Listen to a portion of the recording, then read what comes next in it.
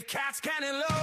We spill the tea, we spill the wine. Have the stories it goes in half a mind. We laugh, we cry, we overstand too long. Podcast never be now, just double the crutch.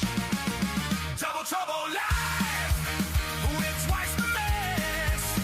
Double trouble live, no stress, just yes. We got hot takes, bad breaks, and zero seal. Double trouble live, coming at you for the thrill. Oh yeah, double trouble live. What's going on? I thought we needed some music to start the show. Oh, right up my alley. A little bit of headbanging music there. I love it. This isn't going to top that, but we always need to do a little intro video, so stand by. Howdy, partner. Ready for some trouble? You bet. Let's shoot the breeze. Yeehaw! Now offered at the Great Race Place. $3 late pick 3 featuring the last 3 races. $5 late double on the last 2 races. Both with a player-friendly 15% takeout every race day at Santa Anita Park.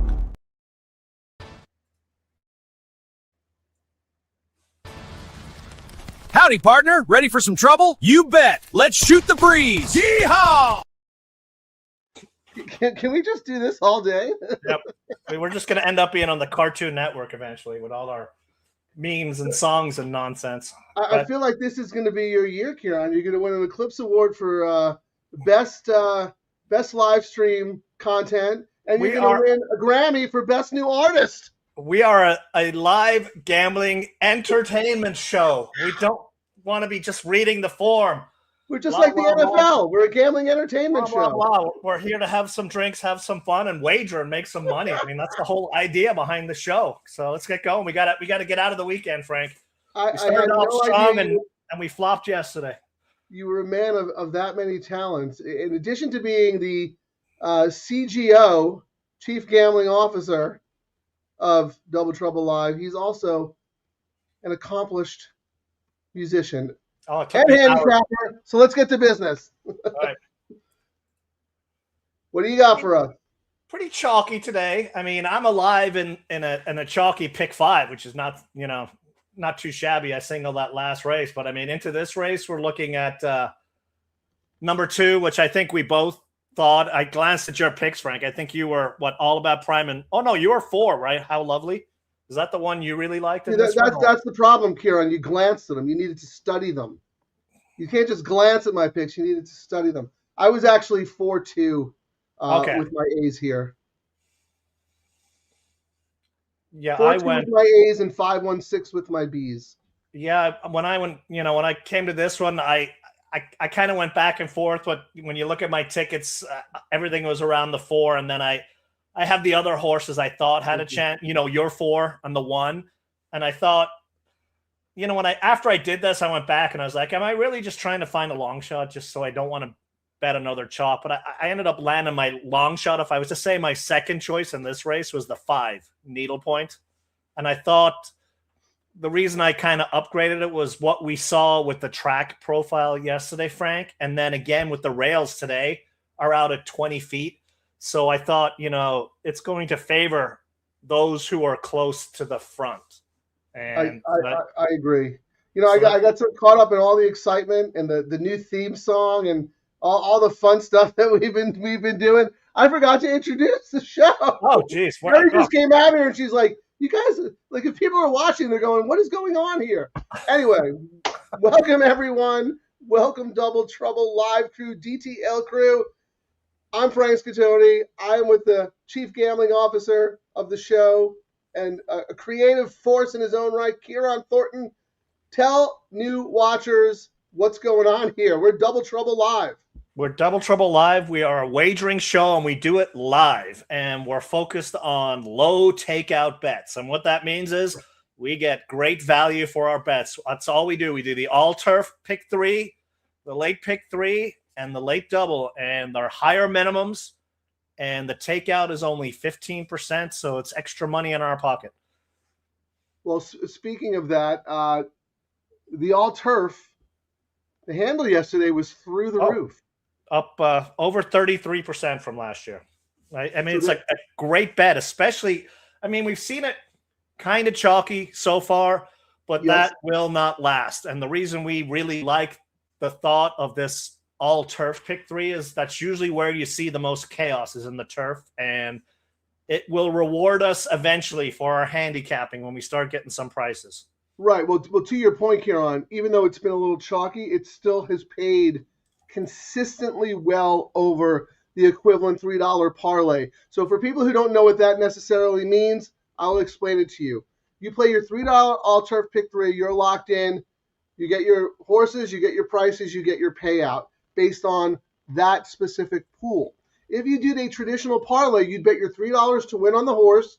You take your money, you take all that money, you'd bet it to win on the next horse, take the money, and then do it again. So in other words, you are making 3 separate win bets with your bankroll that you got back from the previous wager.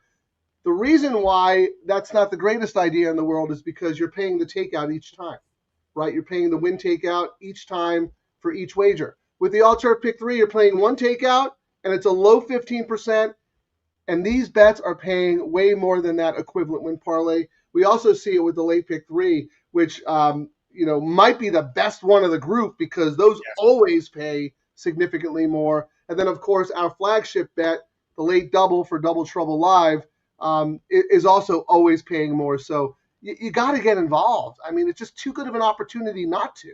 And I mean, the pick 3 has been out for a while now, which is why I think it's taken the leadership flag. But I think the more we talk about the all turf, and when we start seeing gigantic pays that we know are coming on this all turf, it's a matter of time, especially on turf. I mean, we're just, the early runners are coming now. We're going to start seeing some chaos now. The reins are gone and more horses coming. And the fields get bigger, so it's going to be good going forward. Absolutely, and we'll get started today. One of the things we like to do on the show is we like to look where the money's at in various pools. We'll start off looking at the will pays, Ciaran, from the previous race into this race. The double favorite combination, if you had the winner of the last race into this race, is the 2. No surprise there at 9-5 on the morning line, paying $9.40. Pretty significant favorite in the double pool. The 1 is next at $19.20, and it's pretty similar throughout. The pick 3, the pick 4, and the pick 5. And is the tote reflecting that? Yeah, even money on the 2, prime and ready. Why don't you put your picks up there, Ciaran, so we can take a look and see who you're using in this race? And I'm going to put mine at the bottom so we can look at them kind of concurrently. And everybody else out there, let us know who you guys are playing, who you like. If you have any questions on any horse that you see on our screen. I did not upload it yet, Frank. Let me just share this. Can I share the screen and you do yours as well? Yeah, we'll try it. I mean, I think so. I'm all about the 4-2 here on my A tickets, and then I have the 5-1-6 as my backup. Yeah, there you go. We can see your low takeout up top there. You have $18 singling the 2, then a $9 singling the 2, and then that's funny. You're 5-4-1 on 5-1-6 on my B line. So we're very, very similar. The only difference is with the A horses, I'm using the 4 and the 2 equally. You're just using the 2. You're planting a flag with the 2 on your A tickets, right? Yeah. I mean, I thought if this one doesn't go, I mean, I even have the spread ticket with the 5-4-1, but I thought, this one just looks really, really good. We've got Hara for belt. I mean, the trainer is ice cold, but the horse has the perfect kind of profile for this race. Stalker speed. And I thought as long as the jockey stays close, you don't want to be too far behind. The drop in class,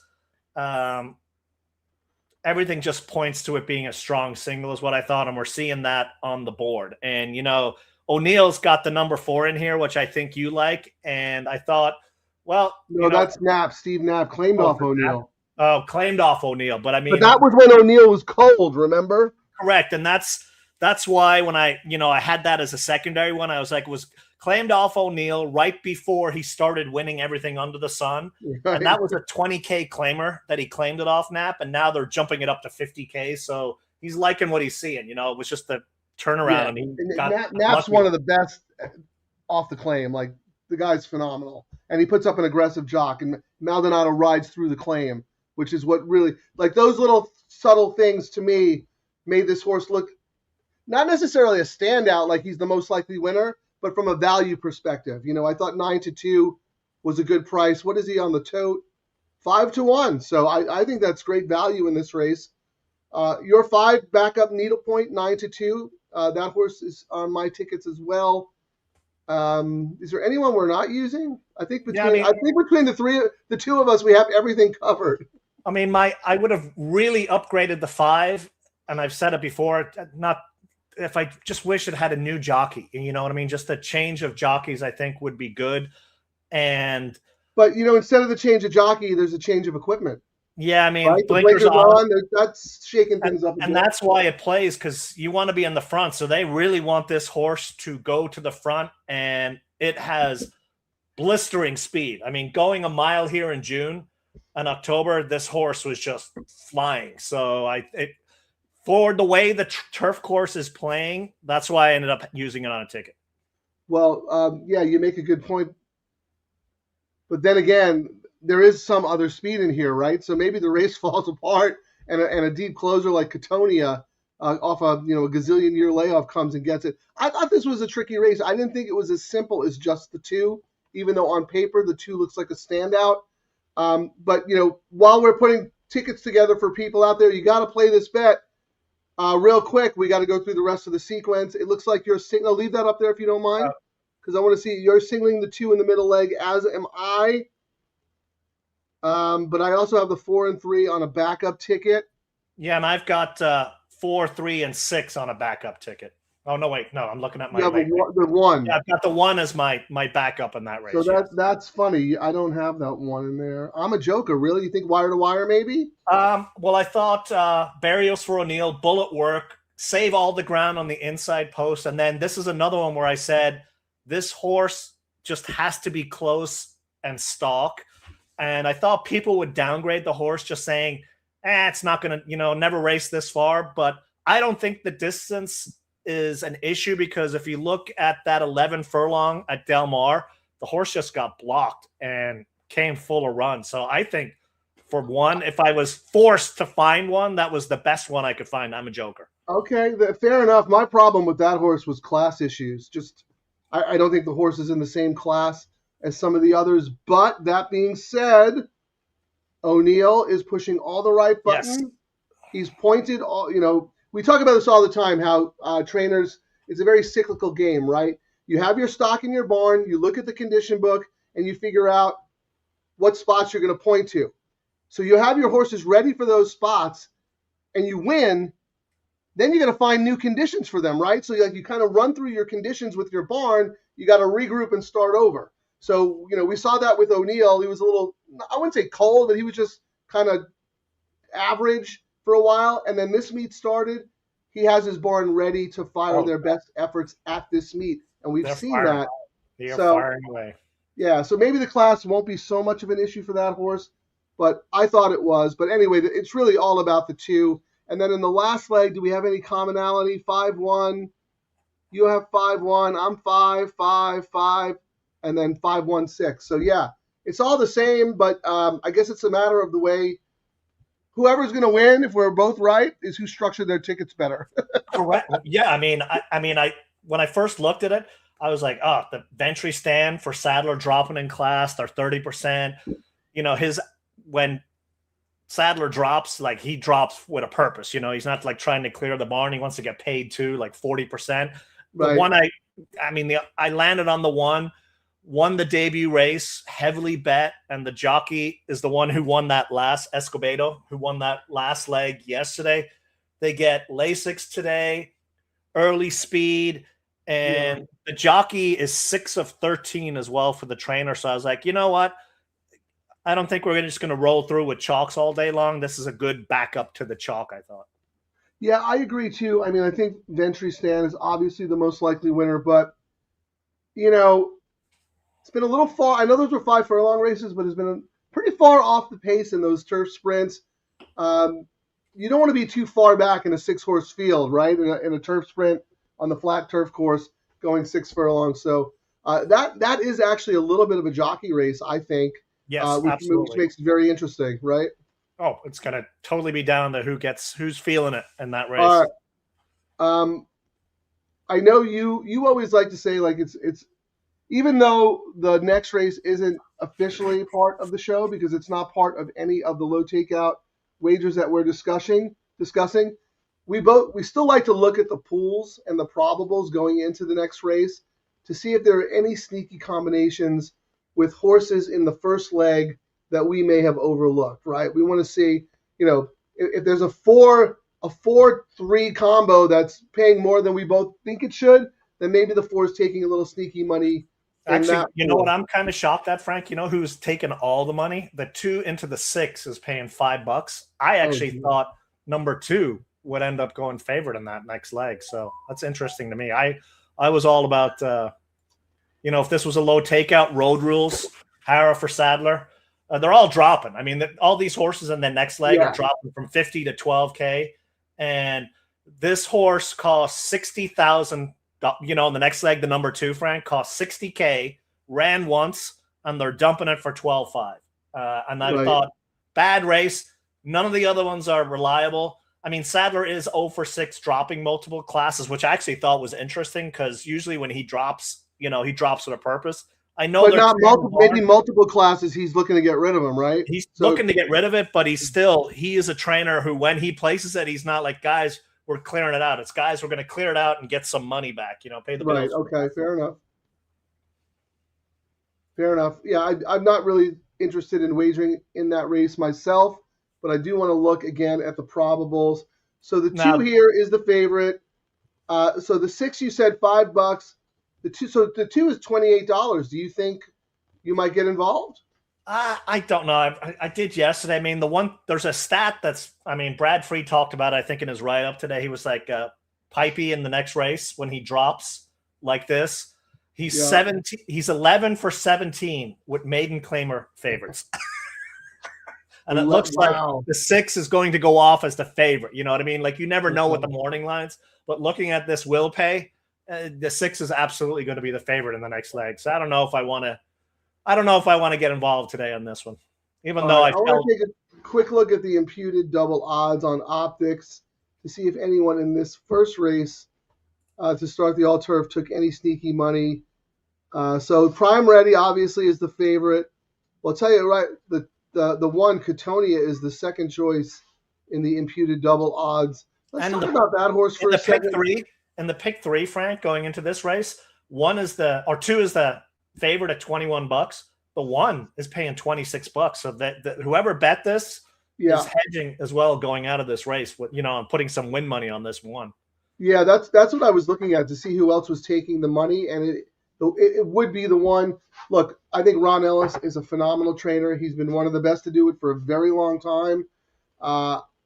But if you look, I mean, this horse is coming off a year-plus layoff, was running in route races, was a million miles back.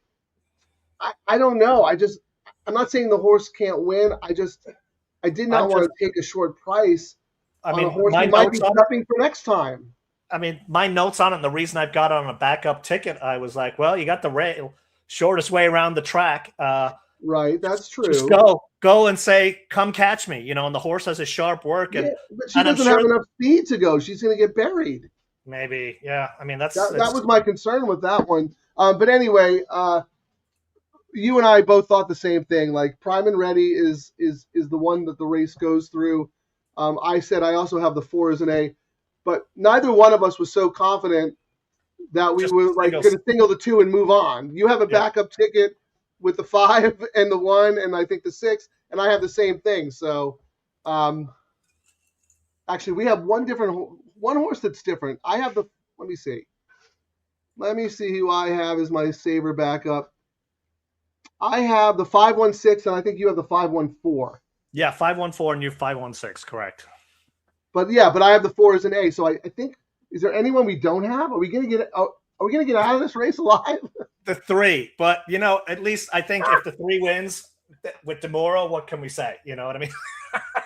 I think we have enough coverage, Frank, where one of us should get out of this leg. Don't mush it. This always happens. If you use all but one, who's the one who wins? All right, they're loading into the gate. Get your all-turf pick 3 in, man. This is one of the best bets out there. In fact, we actually started doing our show earlier because we wanted to include the coverage of this bet because Ciaran and I play it all the time, and there's just such great value. All right, they're about to go off. Good luck, everybody. I'm putting up the do not disturb sign. Good luck.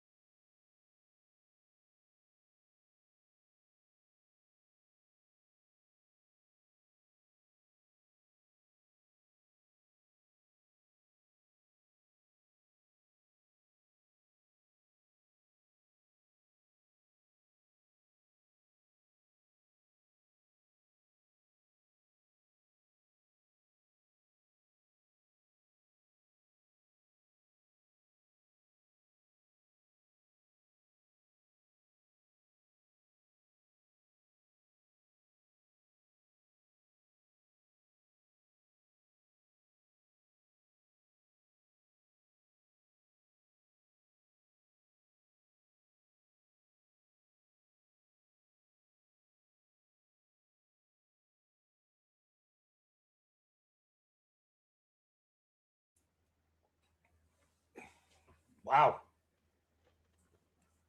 Your camera's a little blurry there, Ciaran. Yeah, I don't know what's going on with the camera. Little Vaseline on the lens. It's like romance time over there at the Thornton household. This is a PG show, my friend. There you go. Well, you know what? We talked about Catonia and say I didn't like the horse at the price. The pick 3 money. The pick 3 money, they were betting that one, and they followed it up with win money. And that's one thing to look at. Like when you see a horse that's really almost paying as much as a chalk, and then they hammer it on the win money as well, they're double dipping on it. But yes, I agree. Both of us used that horse on our backup ticket even before we saw the money. Made me like it a little. What? I was going to say my big ticket's down, but when I did my ticket, I thought some people might go, "What? Why is he doing the ticket he's doing?" But I ended up. What's wrong with that?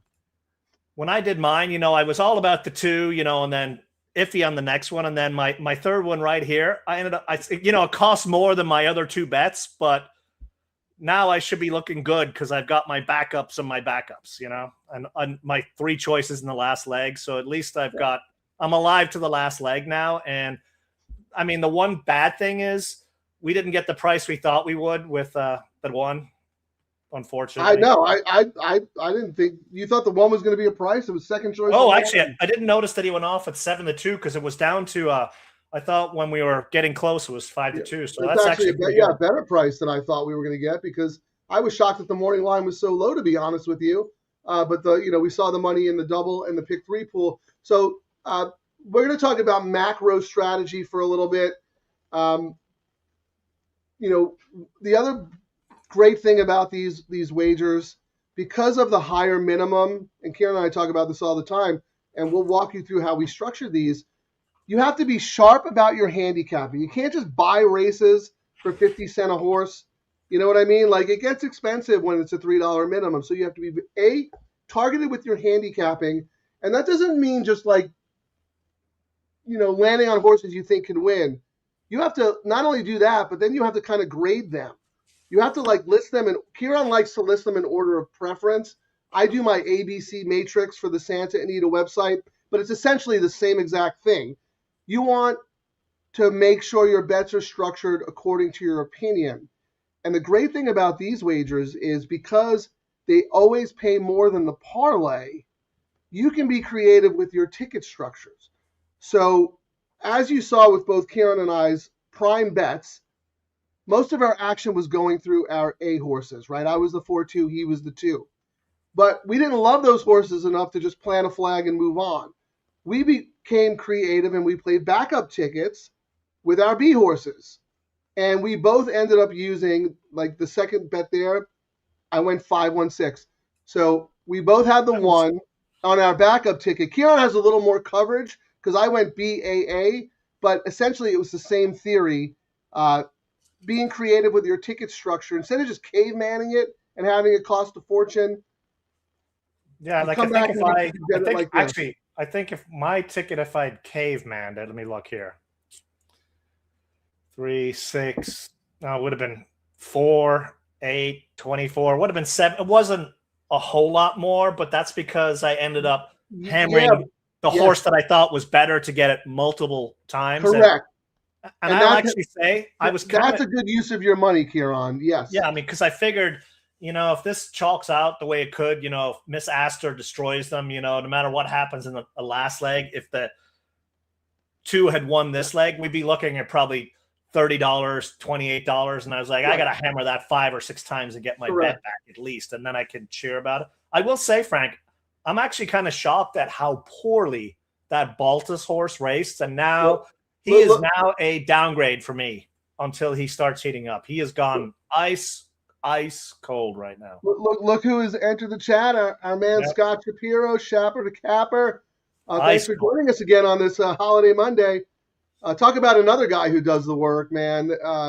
Scott's one of the best I've ever seen. We talked about it last time he joined the show when he was out here in Del Mar every day, every summer. Me, Scott, John Lindo, Bob, we'd be the hardcore ones up in the press box. So I know how hard all these guys work. Baltus 1 for 43 the last 60 days now. Wow, I wonder who his winner was. That horse must be a superstar. Yeah, I mean, I talked about it too. Ice cold, but, I probably ended up making it a stronger single because of the jockey hopping on. And I was like, oh, maybe this jockey can turn it around for him. Nope. His horses are just ice. Yeah, and you're very good about. We talk about this all the time. We talked about it yesterday. You are very, very good about riding streaks and trends, but kind of before they become known to the public, right? The best time to get on a trend is before it's actually a trend. And because you're such a stat guy and you're very cognizant of the jockey trainer game that's going on, and you learned a lot about that from being a horse owner, you're really good about giving out that information on this show before, 3 weeks from now, everyone's going to be talking about it. I mean, stats are as good as, what goes in, what comes out, but you can't just rely solely on them. But if you're having doubts about a favorite, that was definitely a reason to go. We ignored it and we hopped. I mean, I ignored it because I hopped on the hot jockey. I won't make that mistake. He's going to have to burn me now on a couple of tickets before I use, unless he's got a rock star, in the next couple of weeks. I got to wait and see now. All right, here, Scotty did the research for us. Baltus's last winner was Headstrong Ways. I don't even know that. Was it at Kentucky Downs? Was it even here in California? Was 1-2 in a conditional claimer. So bottom of the barrel. That was 84 years ago. That's crazy. He's such a good trainer, but he's not going to stay cold forever. Let's see. Dan H put in his pick 3, 2-4-5 with 2 with 5-6. Didn't use the 1. I use the 1 reluctantly. I'm not proud of it, but I am alive. Sorry, Dan. What's going on with Napper's Nick? It's been a minute since he's been on the show. You get that guy to come help us out. We need his forensic accounting and his sharp contributions. I know he's been crushing it on the tournament circuit, but maybe he can spare a little time for us. That'd be nice. Froggy Mushroom, howdy, gents. Back at you, Froggy. Thank you for all your support and contributions. Here we go. Not 1-2. Oh, on January 2nd. Okay. So Baltus's last winner was January 2nd in a bottom of barrel. And look at that. Before that, September 28th, Ciaran. Like that's a pretty big drought, huh? Guess who the favorite is on the double, Frank?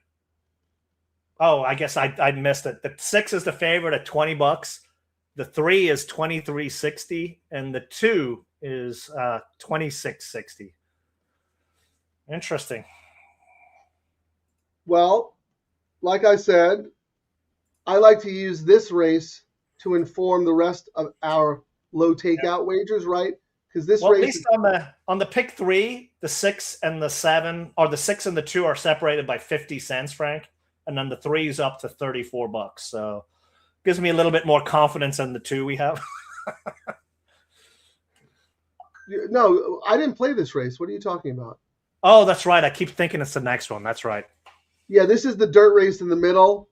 We need. This is where we get to goof off and have some fun, because that's where it's not part of the low takeout wagers. We need a turf and dirt low takeout so we can keep people engaged after they get knocked out of the first leg. Yeah, I make fun of Ciaran a lot because a lot of times he is a bit of a chunk head, but every once in a while he comes up with a brilliant idea, and he's absolutely right. Part of the reason the late pick 3 and the late double pools have gone up a lot is because, and we talk about this, yes, you can play them completely separate, but you have so much more of an advantage if you play them connected, as if they're handcuffed together.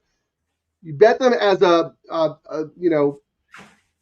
what you do in the pick 3 can inform what you do in the double, and then after the first leg of the pick 3, you can make adjustments. You could press if your payouts are a little too low on your A opinions. You could hedge. You could do a lot of different things. The all-turf pick 3, which is a brilliant wager, starts it, but there's nothing to back it up. It's like, in the baseball, you want to put you want protection around your good hitter, like, so they have to force them to throw strikes. You got to do that here. So Ciaran, I think if they did a low takeout, a turf and dirt low takeout, they actually might get people, because some people will just single a logical chalk in the start of the pick 3. Maybe they'll play a little bit more because they're gambling a little bit more money sooner. It's just a thought. Yeah, because part of the reason some people are a little reluctant to play the all turf is because you don't want your money tied up for like 3 hours, right? Yeah, but it's not that bad though. No, I know that, but that's, if you have to bet every race, you don't want your money sitting in a pool before your action comes, right? So if you start the all turf and then you come back in the next with a $5 double leading into the late pick 3, they're all connected, right? Each race is connected. So you have action in each race. Even though your money might be sitting in a pool, you're still connected going forward. I think that is a brilliant idea. I'm going to make some phone calls next week and see if we can change the game. Well, I'll be up at Santa Anita next Friday, and we got to ask the DTL crew. We're debating if we do a Pegasus show or we do the coast to coast maybe. So I'll be up there Friday and Saturday. So. Yeah, or Scott, if you know, are there any special low takeout wagers on Pegasus Day? Anything that we can tie in to this show here? I know there's the Sunset Pick 6, right? The last 3 at Gulfstream, the last 3 at Santa. There's the Coast to Coast Pick 5. The problem with those bets is, look, I don't mind working hard and staying on air for a long time. The problem is I got to stay on air with this guy. Yeah. So, maybe if we could think of a creative way to shake things up a little bit.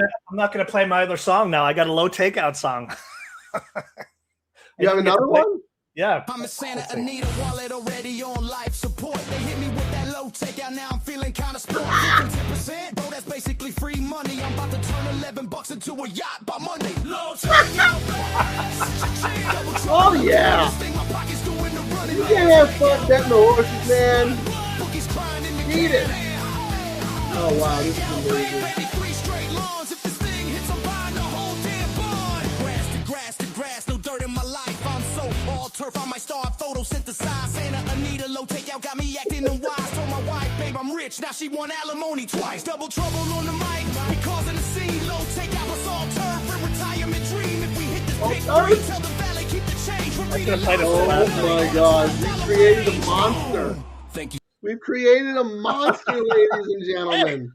We're a live wagering entertainment show. We got to keep the crowds entertained. We're not going to throw out PPs and all. I mean, we'll give you some stats, but we're playing what the board tells us. And the songs that you wrote, they're a little hard for you. That's more my jam, man. I appreciate that. I tried doing some Barry Manilow for you, but I couldn't get it quite right. No, Engelbert Humperdinck. Yeah. That's it. Yes. Engelbert Humperdinck. Oh my God, that is amazing. Look at this. Brilliant. Jeff, those are both great songs. Oh, you need a stage name for your music career. You got to come up with something clever there. Any suggestions out there? DJ Turf. DJ Alturf. All right, I like that. All right, look, Dan's like, enough goofing around, boys. Let's get down to business. He wants to use this time to discuss race 8. It is a key race in our late wagers. You know this. All right, Dan, thank you for keeping us on point. Sometimes we get a little wrapped up in ourselves. I'll let Ciaran start. Let's go to race 8. Let me just set it up real quick. $10,000 claimer, 5.5 furlongs on the dirt. I thought you were perfectly fine getting out with just 3 horses in here. You might be able to get out with just 1. Ciaran, what are your thoughts? I thought the same. I mean, I number 3, Last Call Zondlo. We already know the strategy: pop the gates and wire them. But I thought I ended up giving a slight edge to the Lee horse, who just dominated yesterday with his other, dropper. Yeah. So I was like, when these trainers are when his horse showed what it did yesterday, and he comes back today with a similar type of horse, I was like, yeah. I thought the morning line 3-1. I don't think much is going to separate all 3 horses in the next leg or in that race 8, but we've also seen some chaos happening too. I could only land on 3, and I didn't want my bet to get super expensive, but if someone's got an argument for a different horse as well, I ended up just doing a 4. Yeah, put your bet back up so we can see who you have. I did 4, 3, 6 was my how I hoped to get out of that leg. Can you put your late pick 3 play up there? So that's the middle leg, right? Yeah, so I'm kind of doing 4, 6, 3, 4. I'm kind of doing similar to what I did on my early turf, like hammering my chalky horse in the first leg and then spreading again. Yeah, Ciaran, we're using the same 3 horses. Unfortunately, I think those are the same 3 horses that probably everyone is going to use. So, to Dan's point, maybe while we're on here and have a little time, we should dig a little deeper. Maybe we're missing something. Dan, do you have an opinion there? Anybody else? I know Jay likes, he was on the show yesterday. Jay has a little soft spot in his heart for some of these Los Al horses here at Santa Anita. He's got some info on that. If you're watching, chime in, please. What do you think? When I first went and looked through this, I was like, all right, this looks very chalky. But then you come back and do a second take, and then I was like, no, it still looks chalky. Yeah, I was like, it still looks chalky. And then a third take, chalky. Fourth take, chalky. And then the stats for this race, Frank, it's been raced 21 times. The favorite has won this race 71%. Yeah.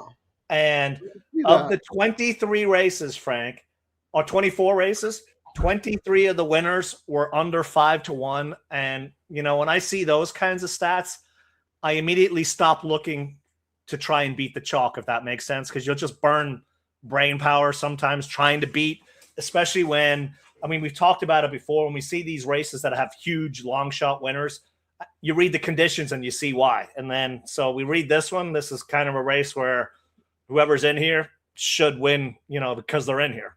Right. It's a straightforward 10K claimer. There's nothing weird about it.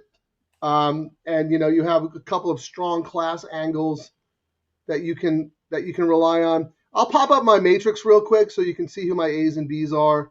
Give me 1 second. I do this every day for the Santa Anita website. All turf pick 3, late pick 3. So there you go. So that's the middle leg, race 8. 4, 6, 3 are my A's. That's it. If I had to separate them and pick one A, the 4 would be the A, and then the 6, 3 would be the B's. And the reason I did that, right? Am I looking at the right race there? The 4. Yeah, 6, 3, 4, race 8. Yeah, 4, 6, 3.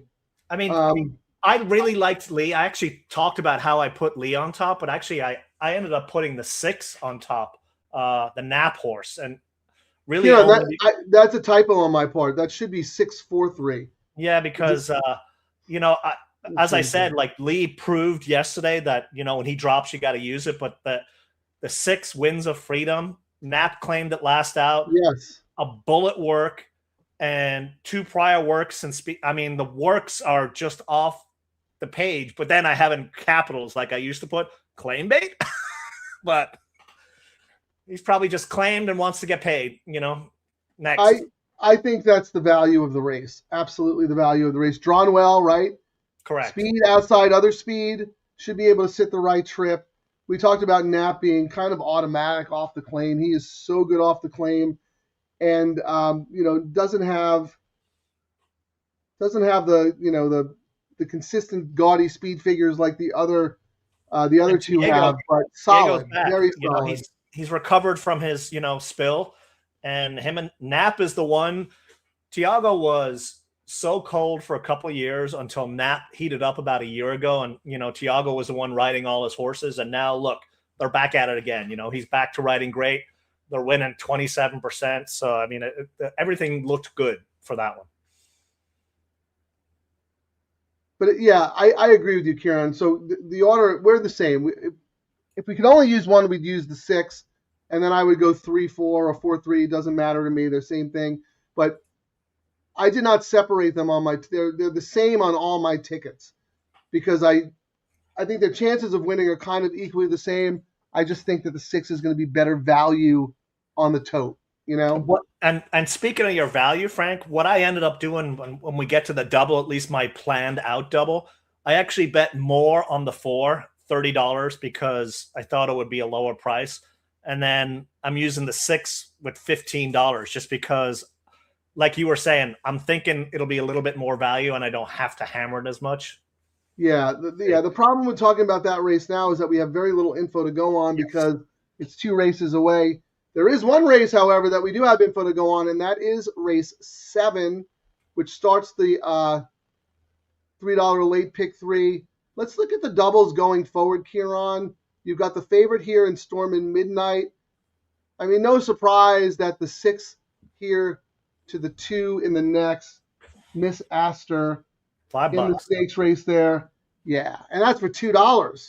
Yeah. So, you basically you're getting 5-2 on the 6-2 combination. That's not really our kind of play, but we've seen people in tournaments go nuts for those kinds of combinations. Yep. And do well. That's a Matt Miller special where he'll do $1,000 and then people are like, why did he do that? And it's like, well, he used the bullet and now he's got $1,800 and he's away he goes, Right. Exactly. No, Matt is so good at that. Look, you're not going to be right all the time, but he's got a pretty darn good strike rate and he likes to do that early in tournaments. So he's got bankroll while other people are just kind of sitting, waiting around. So, that's a very good tournament strategy. I don't know if he would do it in this combination just because maybe this first leg is a little unreliable. He's doing it with horses who are consistent, like allowance horses, stakes horses, very, very good at picking the right sequences to do it in. Right? No, not every $5 double pay is created equal. Correct. There are some that seem way more trustworthy than others, I guess. Let's put it that way. And it looks like the 2 is paying $11 on the double, Frank. Then the 1 at 23. 3 is at 15, and then it starts going 53, 139. So everything's just saying, I mean, the pick 3 even. I will say, though, on the pick 3, Frank, there's very little separating the 2 and the 6. And that's usually what we look to is the pick 3. The double, 6 is paying 20. 2 is paying 26. Not a whole lot of difference. Actually, so that tells me maybe the 2 will take some late money. Yeah, I'm thinking that. And the 3 is paying $23 on the double, and on the pick 3, it's paying $34. So we although after what we just saw in the last race, how do we bet a Baltus? When that 2 did absolutely nothing. Well, yeah, going forward into the next race, though. The 6 in this to Mrs. Astor is a seriously bet combination, $6, and then the next, the 2-2 is $11, and then the 3-2 is 15. So in that sequence, the 6 is a strong favorite. Let's look at that. The rest of anyone else taking money there. The 4 is taking some money in the next leg. Actually, that's the only other horse that's taking some. So like the 6-2 is $6, the 6-4 is 25, and then the 6-3 is 55. And I mean, it's not a surprise that the D'Amato horse, but Right. Rispoli obviously goes to Mrs. Astor. And while KK has been hot, he is not hot for Phil. You know, I mean, he's, I think, 6, 7. I'll actually look. Let me get the actual stat. What is he? Yeah, while you're doing that, yeah, good point, Larry. This is probably the last race for Mrs. Astor. She's going to go to the sale and then become a mama. And then I Scream, You Scream. Already. This is LD. Yeah, going to the sale. So unfortunately, she's not going to be coming back. Jeff loves reading my analysis. Thank you, Jeff. I appreciate that. I work hard at that. So I like that. Let me ask you a question about the start of the late pick 3, Ciaran. What do you think of the Sadler horse 3, Little Hidden Port? I did look at it. JJ actually is winning 29%, but I just liked other ones more. And you know, I'm a JJ fan. KK, who was JJ, KK, LL, ML, LD. I can remember. He was actually because I can't remember anyone's name. He has to use nicknames. FK Frank. Kimura was riding okay, and he couldn't win on it. You know, I mean, we get JJ now. I thought I'd rather go for a price with the Barrios one than Miss Astor. I really should have just probably singled Mrs. Astor, but I had to. You know, I can't do that. Well, you know, no guts, no glory, right? I mean, if you can make in a race like that, if you can make the slightest case for a horse who has a chance to perhaps beat a 2-5 shot, and you don't end up betting that horse in some combination and she wins, you're going to feel really stupid, right? So, you know, I don't have a problem with doing something like that. The best is yet to be. I thought that one too, if it really was, Rispoli would have stayed for Phil, because, you know, Phil's his bread and butter now. I mean, he is riding for Thomas more, so that was a downgrade for that one. I mean, I couldn't talk anyone off, because if you actually are able to connect and beat Mrs. Astor in this next leg, you'll be getting paid exponentially more than you would. Again, the other one who originally brought up talking about race 8, we already did, and then moved on to race 7. Who do you like in that leg? Put up your late pick 3 plays if you don't mind. I know we still have some time.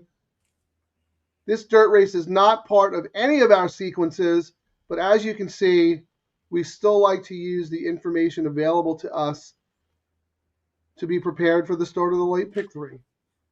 Okay, look, the 2, who you said, Ciaran, was close in the wheel pace to the 6 here. Starting to get money.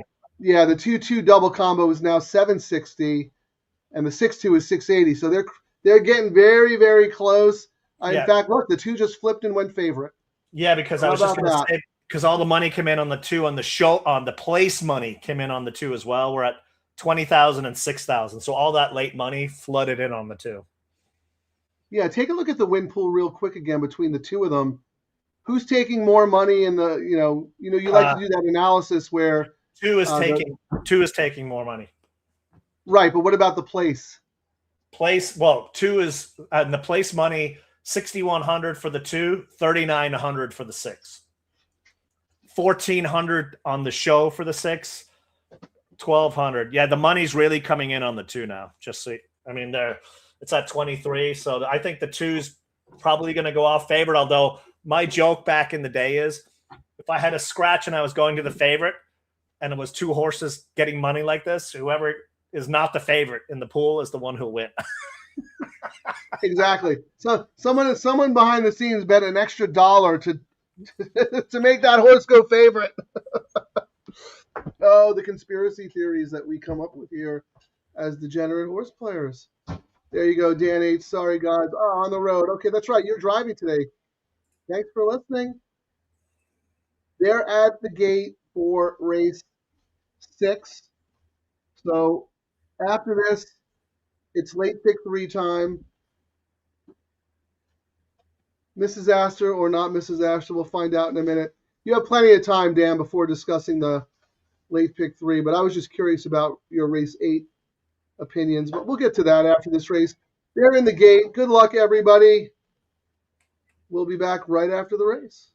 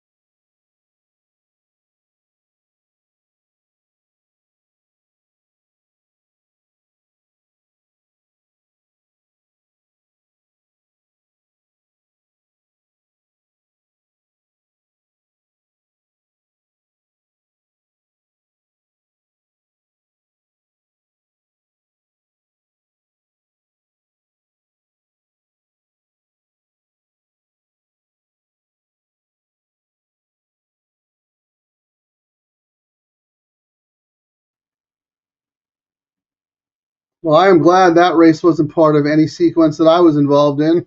I actually would, if we had our dirt and turf, I probably would have had that double, Frank. So that was my third choice there.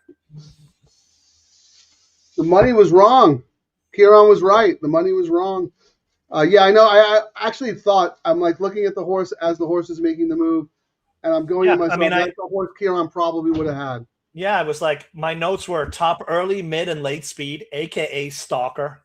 I did say trainer stats were blah, but I mean, it was another one. This is another one that took the plunge, 50K to 12.5. I mean, they were all that's bad horses. So. Oh my God, massive difference. But I mean, even that double was paying, I think, $50. I mean, you can't argue with that. After that, from that last leg, that's pretty healthy. I probably would have had, if we had a low takeout, I probably would have spent. I probably would have. Ifs and ands make pots and pans. No, you definitely would have bet it. I know you would have bet it because you wouldn't have been able to pass it. Yeah, that's true. I am and I know you would have used the one. That is absolutely a horse you would have used. I know you would have. Yeah, that's whenever we're like doing the contest, I'm like, Breeders' Cup betting challenge. Why are you getting there so early? It's like I know it's 10 a.m. I still can't resist the race because that'd be the one that could be the separator. Yeah, here's Ciaran. Yeah, I want to get there early because I really like someone in race 1. Okay, race 1's over. He goes. Yeah, I know the Breeders' Cup doesn't start for another couple of races, but I really like someone in race 2. Wash, rinse, and repeat. That is why, ladies and gentlemen, Ciaran Thornton, Chief Gambling Officer. All right, well, you know what, Ciaran? Started off with the $3 all-turf. We're both alive. Now things start to get very interesting because we have 3 races to go. It's start of the late pick 3. We'll go into the $5 late double. So I feel like we need to start the show over again for people who are just joining us for the late pick 3. So let me just start by playing order of sequence. Santa Anita video, Cowboy video, and your Grammy Award winning song. You pick anyone you want. You have a whole album going here. No, I gotta Let me delete it and add it back in so I don't have to play like the 400 verses I wrote for that song. All right, I'll give you a minute before you do that. But while you're doing that, I'm going to send out a tweet reminding people that it is the start of the $3 late pick 3. I know which one it is. All right. Stand by. Quote. Let's go. DTL Crew is live for the start of the $3 late pick 3 low takeout wager. All right, I got our Grammy song. How many copies do you think we'll sell, Frank? More than Metallica. Okay, platinum. You're gonna go platinum. All right. Which one do you want to play first? You want the song? You want your? Yeah, I'm gonna play. Here's the order sequence. Yeah, I'm gonna play the Santa Anita video because I like that they did a nice slick video for us. Then I'm gonna play our little Cowboy Showdown because it's a last chance to get out, dude. And then I'm gonna have you play the intro to our show. So let's go. Now offered at the Great Race Place. $3 late pick 3 featuring the last 3 races. $5 late double on the last 2 races. Both with a player-friendly 15% takeout. Every race day at Santa Anita Park. Howdy, partner. Ready for some trouble? You bet. Let's shoot the breeze. Yeehaw!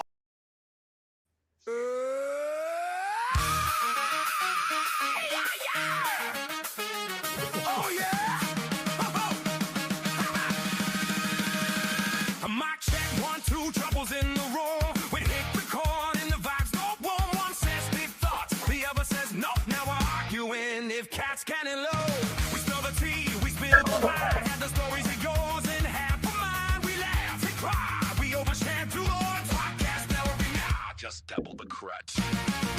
Double trouble live. Double trouble live. Twice the mess. Double trouble live. No stress, just yes. We got hot takes. I got a great voice, don't I? Amazing. Double trouble live. Yeah, you can trap, dude. You trap. Coming at you for the thrill. Oh yeah. Double trouble live. All right, let's get down to business. Are we going to be able to beat Ciaran's this draw? contribution to the elimination of the human race when robots take over everything.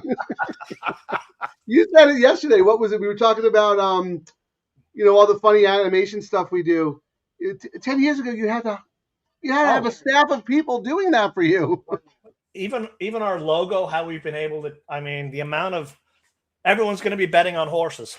That's going to be the only gig left in town because every other job is going to be taken over by the robots. Yeah, you won't be able to bet sports because you can only bet $3 a game. I mean, I don't get. We should be.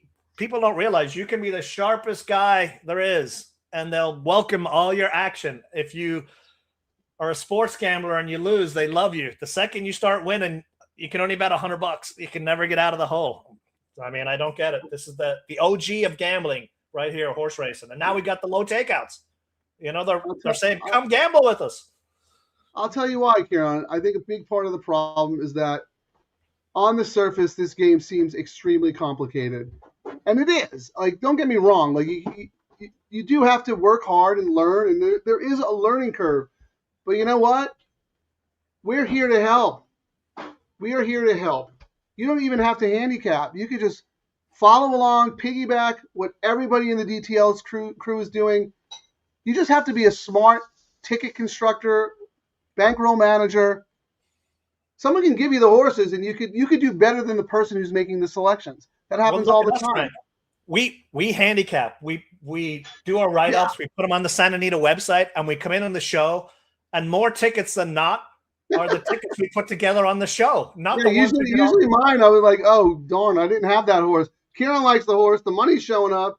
Dan H. Everybody else likes the horse. I mean, that's why the beauty of live wagering shows, we can pivot to where the money's going. I mean, as we said, one of the things when you're on track, you go to the paddock and the horse might look great on paper. When you see it in the paddock, you're like, not a chance I'm betting that, and vice versa. You'll get to the track, look at the paddock, and you go, oh, that horse means business. He winked at me like Let It Ride movie. That is a very, very good point. I mean, we have audience members in South America who are gambling right alongside us, and they don't even have the capability of watching the races there. So the market for this is so huge, just nobody knows what to do, and there's not enough content out there to help people gamble on racing. I mean, and that's the end of the game, right? At the end of the show, Frank, I made a Spanish song for our Spanish listeners, so if they're here at the end of the show, but it might be so bad I don't know it, and the prompts might be me saying, write a song in Spanish. It might be very offensive, Ciaran. I think we might want to have that vetted first. Let's have that vetted first before we start unleashing. Yes, that's probably wise to do, yes. All right, let's see. This race has got to be official. Let me refresh my screen because now we're getting down to business. 1-9. Not overly surprised, and I mean, there's 37,000 in the pool. 28K of it came in on the number 2, just to start things off. All right, I'm gonna look at the imputed double odds real quick. Yeah, so after that previous race, I mean, they have Mrs. Optics EQ has Mrs. Astor at 3-10. Next closest in the odds is the 4 at 7-1.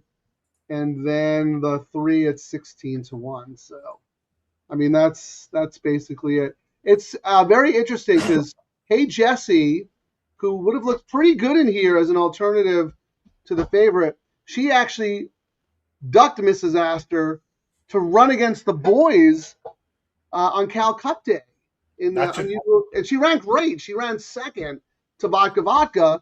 But I thought it was interesting that they decided to go to that spot against the boys than to stay here and run against Mrs. Astor. Well, that just tells you another thing, how good she is. Yeah, I mean, that just tells you what they thought of that. And I mean, even to the point of if the Phil horse was really, really good, Rispoli would have stayed there because this, Phil is his bread and butter right now. He is the go-to number 1 jockey, and he was given permission to hop to the other one. No surprise.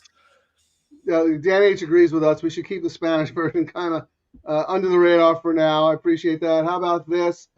Rock 704. Couldn't agree more. Love the show. Thank you so much. Appreciate that. But to that point, Ciaran, our Spanish language crew has not shown up yet today. We have not gotten one comment. It's not a holiday. Yeah, Terry says it's not a holiday in South America, but they're probably all at work. But hopefully they'll join us. Here's LD. He's always keeping us up to date on what Kurt Hoover is doing. I think Kurt Hoover hit the pick 6 yesterday, according to Larry's comment. What does this say? Here's Kurt's 2-3 with 2-3 with all. $60. He's on fire. Need him on the do. Believe me, I love Kurt. I think Kurt's one of the best. When I first moved out here from New York to Southern California, I listened to him religiously when he was doing the Hollywood Park show. I learned so much from him. I'm now call him a racetrack friend up in the press box. See him all the time at Del Mar. I think Kurt's probably too busy doing all of his own stuff to want to come on this show, but I would absolutely love to have him because I respect him. I think he's one of the best. So good luck to him. Good luck to us. How about this? Don't forget your sponsor. That's our Taylor guy. You want to give a quick shout out here? You don't have to put the video, but I can just show his logo. Give him a little shout. And Jeff, you're supposed to be working on our bourbon sponsor, man. What's going on? I'm drinking Bloody Marys now. Yep. JD Custom, if you want to look good at the track, when you see me at big race days, all my suits, JD Custom, and they blow the prices away of everyone else. Let me tell you, top-notch Italian, ooh la la material. Go-to guy. And Frank's Clothing, sponsored by Santa Anita Gift Shop, 2007. Well, I thought we needed some luck today, so I wore my world's tallest leprechaun shirt. Oh, here's something interesting. Maybe this is why we're not getting our Spanish language peeps. When you change the video format of the video, does the chat now show up? It should show up everywhere. We didn't really change it, David. StreamYard changed it so that when watching on YouTube, those who watch on mobile can have the vertical feed to fit their camera, and those who watch on the desktop can have the landscape to fit their monitor. Maybe Ciaran can check our YouTube feeds and see if the chats are No, not I checked showing earlier. up. We didn't have it checked to have chat comments, so I corrected that before we went live. So It's supposed to be set for default. That's so weird. Maybe we're not getting it because Santa Anita doesn't have their chats enabled. maybe that might be it too. That's not good. I don't know. I didn't do anything different. Seems different from what I see on your mobile. Hey, Terry, could you go to the Santa Anita Live YouTube channel and watch it on there and see if you can jump in the chat room? That would be very, very helpful. Well, Ciaran, why don't you start talking about this race while I try to figure this out? Let's bring up the double probables into the next. All right, so let's see. We're looking at 2 3 and and 2. the 6 are taking all the money in the next leg. Yeah, it's essentially 3 and 6 are paying $8. Then the next highest is the 4 at 12, the 8 at 27, and then we just start getting exponentially higher. I mean, there's no real sneaky money, and the horses who are getting the money in the next leg are the ones we thought would get the money anyway. I will say the 6 is, let's see what the 6, 2 into the 6, the one that we talked about, are $8. Yeah. 2 into 6 is 8, 2 into 3 is 8, and 2 into 4 is $12. So yeah, this is one where we probably need to get out of this multiple times. So, maybe the 1. I mean, do you have a long shot in this race at all, Frank? I'm using the 1. Are you using anyone else? My ABC matrix is the 2 as an A, and then the 4 and the 3 as my Bs. So I have them on backup tickets. My backup one is the 1. I'm actually getting paid decent, like the double into the next leg on the 3 is 102, the 6 is 98. So my saver all turf is alive with a decent pay, but I think we're just trying to fight a chalk that we probably shouldn't fight to beat, I think. Right. Yeah. Talk about that for a second, because not all chalks are created equal, right? And most of the time, you and I are all about trying to beat the chalk, but sometimes it's just not worth your while. I mean, you're throwing away what's easy money, if you know what I mean, on a chalk. And yes, this is 1 to 5, but even if you tie on a double, a 1 to 5 to a 6 to 5, you're getting more than you would just doing a win parlay. I mean, you're getting maybe 2 or 3 to 1. So that's sometimes the better way to look at it, especially if you like a chalk. Don't toss it because you're trying to beat a chalk. I mean, I know, and the stats, chalks are winning more times than not these days. This is not a chalk I think you need to go out of your way to beat. Yeah, I agree 100%. Why don't you go ahead and look and see what the probables are into the next leg, see who's taking the money, see if there's anybody sneaky. Because I'm upset because I don't think Santa Anita has their chat enabled, and that's why we're not getting our Spanish-speaking crew. It's just same. The 3 and the 4 are 3, 4, and 6 are pretty much. It's a 3-horse race according to the betting in the next leg. I don't think there's any. The pick 3 right now. The 2 is paying $44. Then we jump up to the 4 at 172. Then we're at the 3 at 346 and the 1 at 545. So my Hector Berrios long shot is getting no love at all. Yeah, I think that horse is up against it. Anyone else out there in the DTL crew have opinions in this sequence?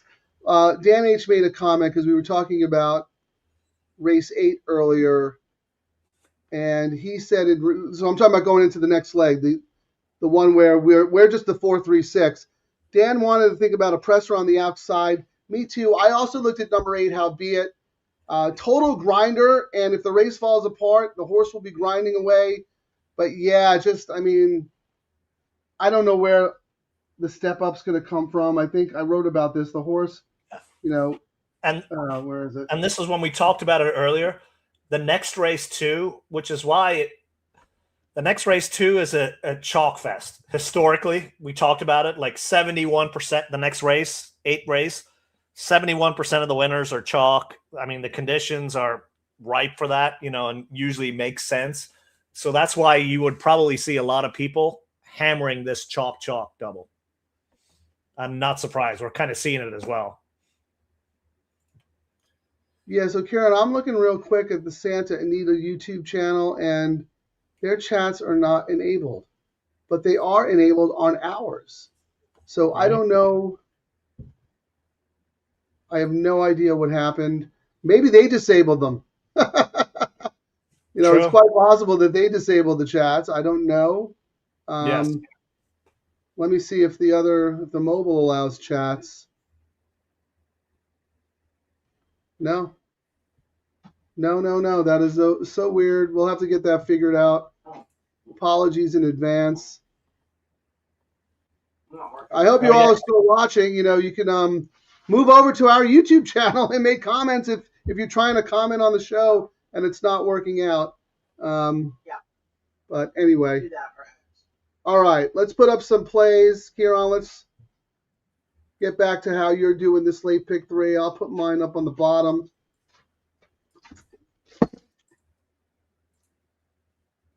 I just went to YouTube and I can type on and post on YouTube, Frank, on Santa Anita's YouTube channel. So I'm not sure. You can go to the chat. My chat's disabled. Mine's not. Share the screen. All right. I don't believe him. Terry tried it also. She couldn't get it done. No, that's Double Trouble Live. You just showed up as. Yeah, but I'm Double Trouble Live, but I'm on Santa Anita's YouTube page. So but look to the right, that live chat. It's just what we posted. Oh, maybe it's because we're the only ones allowed to post. Yeah. Okay, makes sense. No, people have been posting in their live chat. Oh. All of our Spanish audience post on the Santa Anita YouTube channel in that live chat. For some reason, you cannot post in there, and I have no idea because our settings on, when I set up the YouTube channel, allows live chat. We'll have to look into that. So maybe they disabled it. But anyway, if you're watching and you do want to make a comment and you can't, you could always go to doubletroublelive.com. That will take you to our YouTube channel. You can watch the show on our channel, and our chats are enabled. So I don't know what happened, and I apologize. But anyway, let's get down to business. So Larry said that Kurt is starting 2-3, 2-3, all. All in the last either one of us have the 2. We do not have win ribbon in the next leg. Wind ribbon. Old horse, gonna grind away. I just thought the horse never got there. Never gets there. Yeah, I mean, sharp work. It's one of those. 62.50 last race. I mean, it's one of those things. If that horse beats me, that horse beats me. Even though the trainer owns it. Trainer also owns the other one on the outside. Yeah, and the other one on the outside is where his main guy stays. This jockey stays with the outside horse and bailed off the 2. But I mean, you're getting Edwin, who's a circuit jockey, but a lot of these Los Al trainers like to reward the guys who ride their horses under the lights. Would you agree? Right.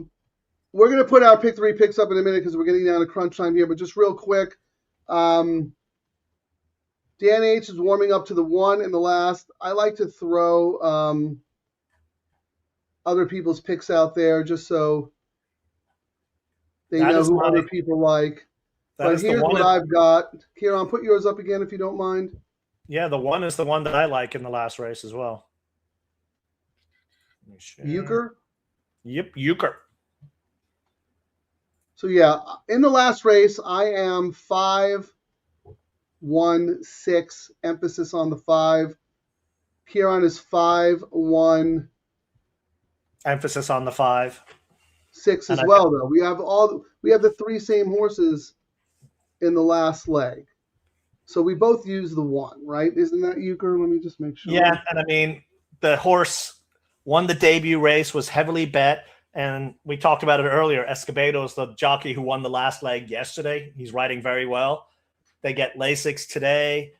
I thought the profile of the horse meets this, how the track is playing and with the rails out 20 feet. And when this jockey rides with this trainer, they're 6-13. So, I mean, there was a lot of reasons to like that one as a backup to that Ventry Strand, who very may well be Barrios' latest win. I mean, he talked about someone heating up. Like, ooh, he's starting to win everything under the sun as well.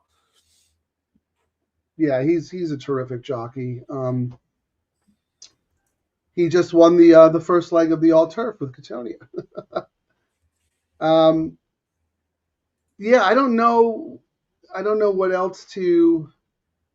I don't think it's a sequence we can get too crazy with. I mean, if we get knocked out on the doubles, we can look at some stuff. But to start it off, my view is, and that's the beauty of having the double next to the pick 3. If we screw this leg up, we can pivot.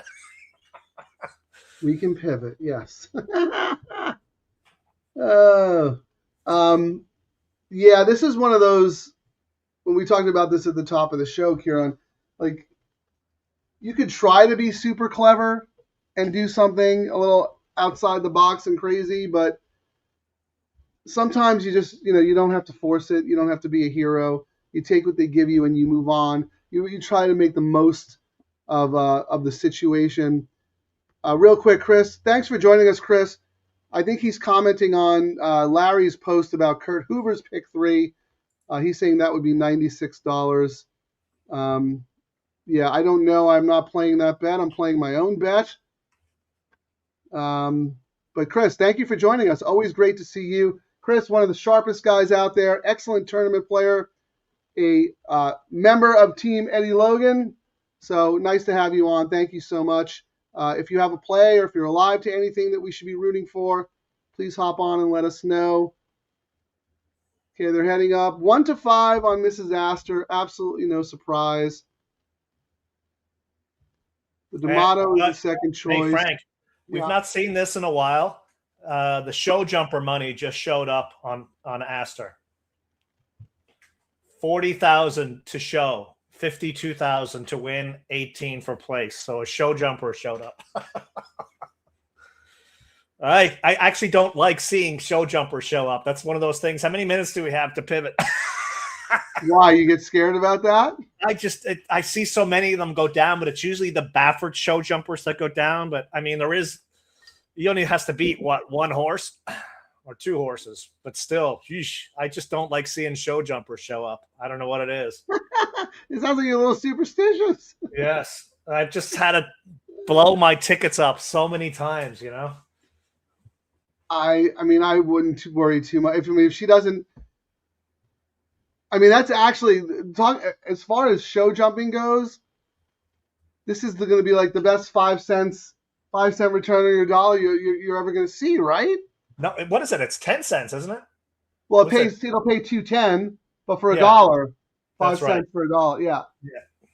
Oh my goodness, that's crazy. I didn't even think about that. Good point, Ciaran. They're in the gate, loading in the gate. I'm going to put up our little sign. Good luck, everybody. Let's see if this leg is as easy as everybody thinks it is. They are animals after all. All right, good luck.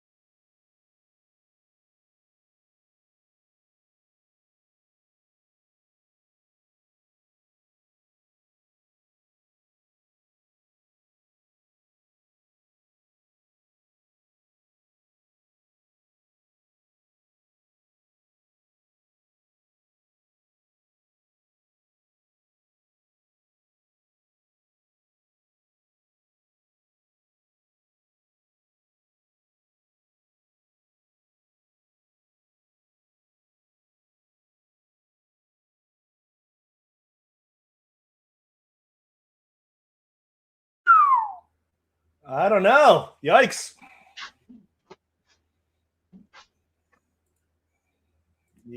Wow. It might have Man, been lucky Rispoli Bob. really likes to get a rush or a thrill or like to. He makes things way closer than they ever There was should be. absolutely no reason for him to be 800 miles back like that. I just don't. And then try to weave through like a video game. I mean, she was in front, but there was a bob though, right at the wire. I thought she got it live, but it is a bobber. She might lose by a no. Ooh, oh, I think she gets it. That By was a dirty nose. That was that infuriates me when the jockeys do that kind of ride. Like, how do you get in trouble with 5 horses in a race? Essentially, it's like almost. I mean, lucky the seam open there. Otherwise, it would have been like shut off. Like, wow. Frank called a photo, and he that's how close it is.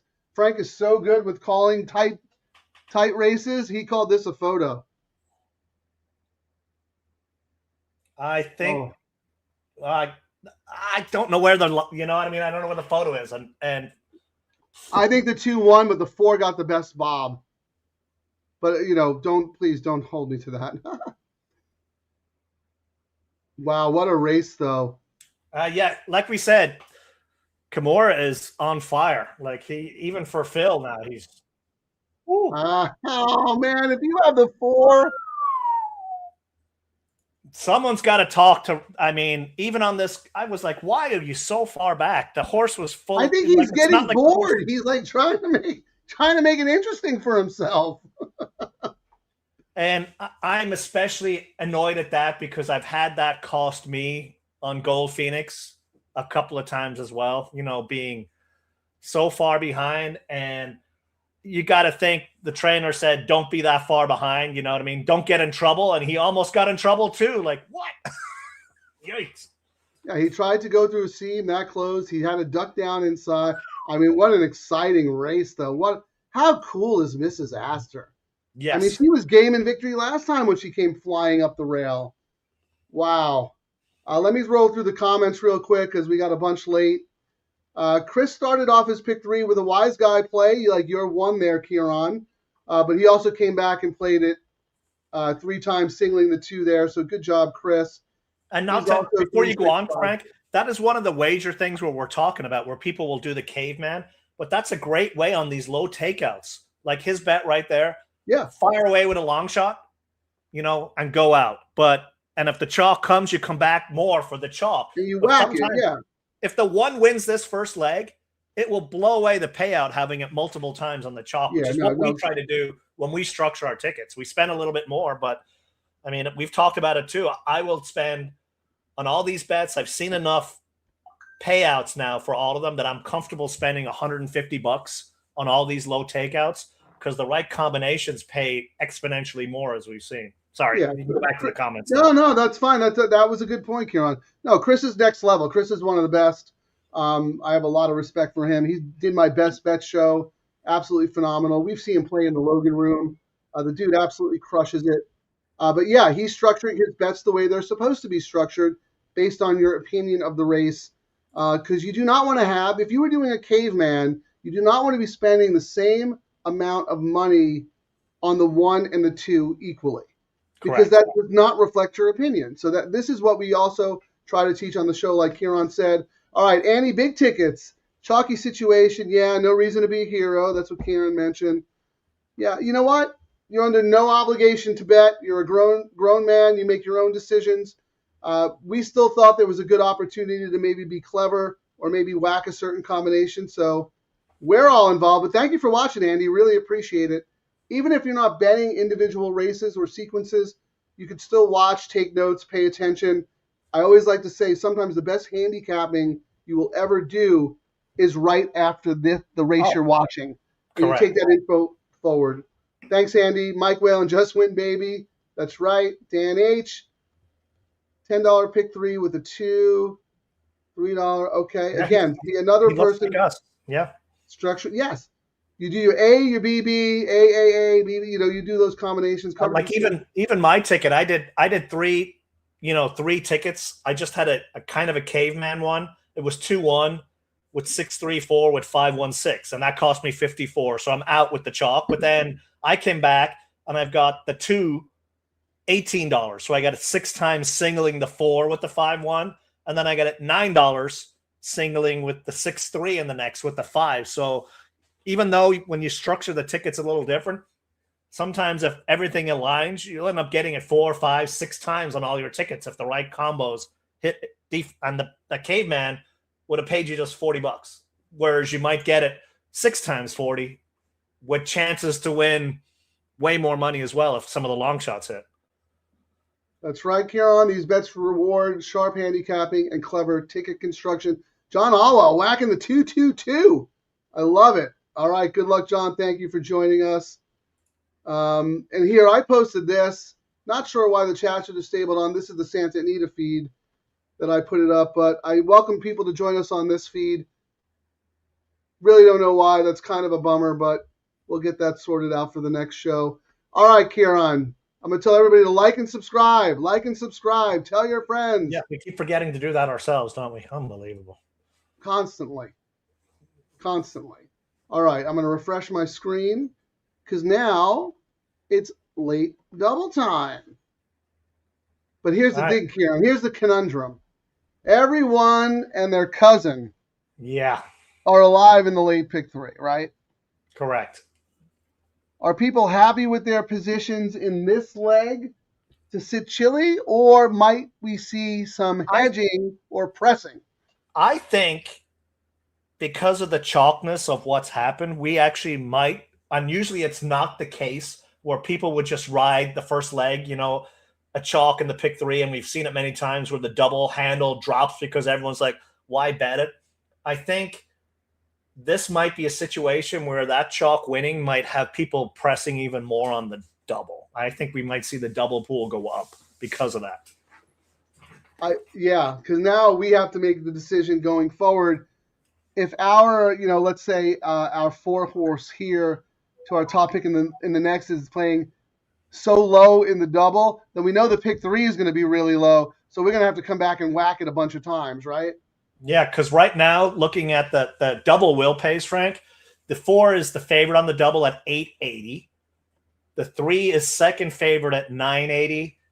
The 6 is $10.60. And we kind of thought that when we were looking at it, that the how be it, the one that, someone brought up earlier, that's paying $24. But if we look at the pick 3 now, which is interesting for a pick 3, they're not horrible bets when you had a 1-5. So the pick 3 right now, Frank, the favorite is the 4, paying $60 essentially. Next is the 6, paying $70. And the third choice is the 2 at $84. So not horrible pays at all. Well, yeah, but remember, those are for $5. No, that's the $1 pick 3.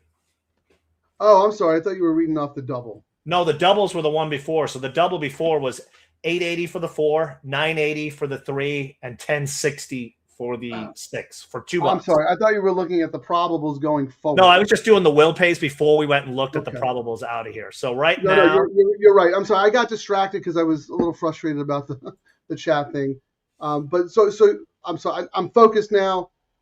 Ciaran is saying the 4 is $8 in the double here. The 3 is $9.80, and then so the 3, 4, 6 are all basically about the same. It'll be interesting to see if one of them gets bet more in the win pool based on what the pick 3 says. Yeah, well, the pick 3, the double and the pick 3. Well, the double, they're kind of. I mean, the double, they're all the same. $8.80, but the pick 3. 4 is dominant favorite at $60, and then you go to the 6. The three. Oh, the 3 at $38. I didn't even notice that. That's right. Yeah, yes. The 3 is the favorite. Yeah. In the pick 3, but they're all equal in the double, which is very interesting, right? Yep. We find the pick 3 money to be a little wiser, right? Yeah, and then if they're really, really wrong, they'll pivot, and sometimes we can see that with the way the money's flowing around on the odds, and that'll give us an idea. I mean, sometimes it's hedging, but as they say, there's, if you don't want to do the work, you can just look at where the money flows around and let the heavy hitters do the work for you most of the time and just follow it. Yeah. So based on this, what we're talking about here, in the double pool, the bettors were all basically the 3, 4, and the 6 are the same horse. They're all paying about the same. But in the pick 3, the 3 is a clear favorite over the other 2. So I believe the 3 will go off favored in the win pool. No surprise. Now let's take a look at the probables, because we have some decisions to make on how we're going to play this late double based on what we're alive to, what our sequence is going forward, and how much it's going to pay. Like I'm shocked. I mean, I'm actually shocked at the pay. Like the $5 double, I thought would be lighter than it is. Like the $5 double right now, the 3 to the 5, who we all think will be another dominant chalk in this next leg, is $31. The 4 to the 5 is 44, and the 6 to the 5 is 50, and 8 is 105. But I think we all agree this seems to be a 3-horse race. Would you kind of agree with Frank? Like we're trying to go out of our way again to find a crazy price when I think we don't need to, especially with the history. Like this race, 70% of the time, favorite wins. 23 out of 24 times the winner was 5-1 or less. The other one was 6-1. Yeah. So where can we agree. get So I basically wrote down, because I like to chart things out. 3, 4, 6 in this leg to the 1, 5, 6 in the next. Who are my picks? So I'm looking at the double probables right now, Ciaran. So the 3 in this leg to the 5 in the next is the current favorite combination. That $5 double is coming back $31.50. So I'm just going to write down 3-1 is 123, 3-5 is 31, and 3-6 is 78. 4-1 is 103, 4-5 is 40, and 4-6 is 74. And then 6-1, 135, 6-5, 44, and then 68 to the 6. Who are you alive to in the last? I think you're the same 3 horses as me. I'm alive on the all turf. I'm alive to 156. Well, 516 in order. Actually, I'm sorry, I phrased that incorrectly. Who are your horses in the last? It doesn't matter what you're alive to. 516 are the only. I'm just going with 516. And if same as me. And then what about this leg? Who did you use in this leg? Doesn't matter what ticket. 6-3-4. Yeah, we're on the same 3 horses. And I reluctantly threw the 6 in just because Hara's riding for Miller. But if you put a gun to my head, the last race, and you said, Ciaran, you can only pick 1 horse, I'd be like, absolutely the number 5, the Barrio Sadler horse. But I do like that one Euchre. So I mean, most of my bets are keyed on 5-1. And even if you look at my pick 3s and my doubles, it's all about my doubles that I'm going to be doing out of this leg, Frank. I'm going to be doing, and I like the pays that you were telling me I was getting. My planned doubles were a $30 double, 4, the Lee Frey horse, 4 with 5-1 for $30. And you said it was paying 120. I'd have it like 6 times. I'm very happy with that. Then my backup doubles were 6-3 with the 5 was paying 30, and I think, what did you say that was paying? 6-3 with the 5. 6-5 is 44. 3-5 is 31. And I mean, 5 is the lightest one. Yeah, but even so, I mean, for a day like today, and I'll still have the all turf if that comes in. Don't think I'll modify that bet either. And then my last bet is 6-3 with the 1, and I've got that at $10 double, 6-3 with 1. Well, let's talk about this race because this MTN 8 Ice, nice to join us. Thank you for joining us.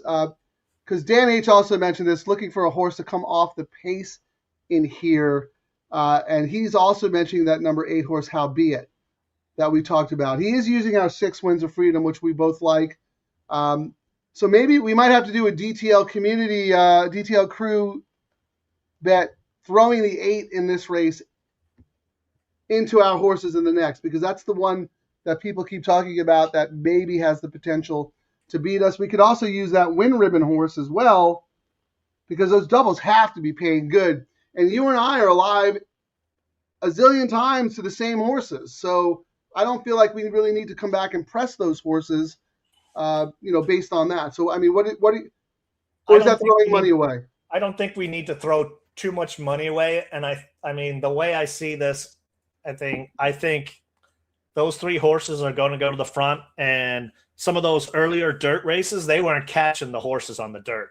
They were just going and no one was coming up. So I don't think, maybe I'm wrong, I don't think a horse from off the pace is going to win this one, but it is horse racing and crazy stuff happens. I mean, if I was looking at these crazy long shots here, Frank, I'd be looking at one that makes absolutely 0 sense. Like this number, where is it? Number 7, No Stranger to the Rain, just because of the workout. A 46-second workout comes from Zia Park. It'd be the kind of horse absolutely no one would have, and it would probably blow up the tote board, if you know what I mean, and makes absolutely no sense. That'd be the kind of crazy I'd look at, not something that kind of makes sense, if that makes sense. No, I agree with you, because I think you could make a case for Win Ribbon or How Be It. They're not like that far off the conversation. But, a horse like Bruto or No Stranger to the Rain, I don't think anybody's using those horses, right? So That's actually interesting. You want to try that as an exercise and just do a $5 double with the 2 longest shots on the board, which are the 7 and the 5. So 5-7 to 1-5-6 in the next. What do you think of that? 5-7. Well, if we're doing that, what we should toss in as well? We should toss in Win Ribbon. Oh, we did have. What do you say? No, we weren't going to use Win Ribbon. All right. Well, your point was, if you're going to use a price horse, you're going to use one that nobody can make a case for. True. Win Ribbon is very logical. If the race falls apart, the 2 and the 8 have a big shot to win. I just don't think they're good enough. And I mean, at least the 5 here has raced at this 10K level. You got this aggressive, he's lost his bug weight, but kind of an upgrade from the jockey who was on there before. I mean, not crazy at all. And sure. So you're thinking 7-5 with 1-5-6? That's what I'm thinking. We don't have to do it right now. We still have time. But this is interesting. I think this is our honor code friend. The jockey on How Be It wants to ride full-time at Santa Anita. He won on my big ticket at 6. I don't know. That's actually really, really good information. Hungry jock, doesn't get a lot of mounts. Horse is not impossible. I mean, I don't like that the horse couldn't win for lesser, but if the race falls apart, which is what Dan was saying, which was what Nate Ice, I'm not sure, I'm butchering that, I bet, but same thing. If the race falls apart, at least this horse will be grinding away, right? So that horse absolutely makes sense. The problem is 5.5 furlongs, even when the race collapses, one of the speed horses typically hangs on to win by a thread, right? Yeah. Yeah. So that's very interesting. The 7 could very well do early. Yeah, the 1's going to be up there. I mean, they're all going to be up there. I think of the horses who are going to get the best trip, it's the 6. He's just going to suck back, rate in 3rd or 4th, let all the speed go. And if there is a meltdown, I think the 6 really, really benefits. Okay, thank you. So your name is Paul. I appreciate you, Paul. Thank you for the information. Who do you like in the last, and what are you thinking about in terms of your double? Because here, Ciaran, he mentioned another interesting thing. The 6-1 was less than the 3-1 in the double. Correct. Okay. Actually, no, that does make sense because the 3 is favored. I think he might have that reversed, but anyway. Well, it's right now. So right now, the 3-1 is 131. The 6-1 is 136. I mean, as we know, the money comes in and things kind of move back and forth. The 3 with the 5 right now, Frank, the chalk to the chalk is $34, and the 6 to the 5 is $50. the 4 to the 5 is 42. And I will actually say, for these kind of chalks, the way this is playing out, they're actually not bad. Because of, when I was kind of mapping out what I was going to do, I thought this might have been a day where this late double, we could see the will pays down at like 21, 22, 23 bucks, Yeah. Are you happy with your amounts in the double? Or I'm actually, I'm happy with the way I've spread it. And worst case scenario, I essentially get my bullet back. And worst case scenario, I get my bullet back, but I also hit whatever the chalky pick 3 is and whatever the all turf. Actually, we should look and see we should be able to tell now. Let me look and see what the will pays are on the all turf, Frank. Maybe that, oh no, might be up. Sometimes it is, sometimes it's not. Yeah, sometimes they do it after this race, though. But then I don't know what I want to do, Ciaran. I don't know if I should just sit on my pick 3s or I kind of feel like because I think the 5 is such a good. Well, I don't know. I'm mumbling. It's the end of a long weekend. I'm mumbling. Hang on. Danny said something interesting. The payouts. No, this is the payouts to the 1 and the next are really, really good. So maybe I'll just come back and play the value combos. Because you know what? If the 5 wins, I'm not going to play a $50 double 3, 4, 6 to the 5. I'm just not. I'll be happy with my pick 3 winnings and etc. and live to fight another day. Kind of same thing with I could play doubles with the Frank. 1. So we've got the will pays up. So maybe this will tweak things. So yeah, tell me. Yeah, 37.50 for the 5. Yeah, it's no bueno. Second choice is the 6. Not surprised at 63.50. The number 1, $99. So the 1 is pretty live. I tossed that Miller horse, so I know the 1 is not like the second choice, but I like seeing what it's actually paying, and I'm okay with that. So can you put up your page again, because I'd like to see your doubles.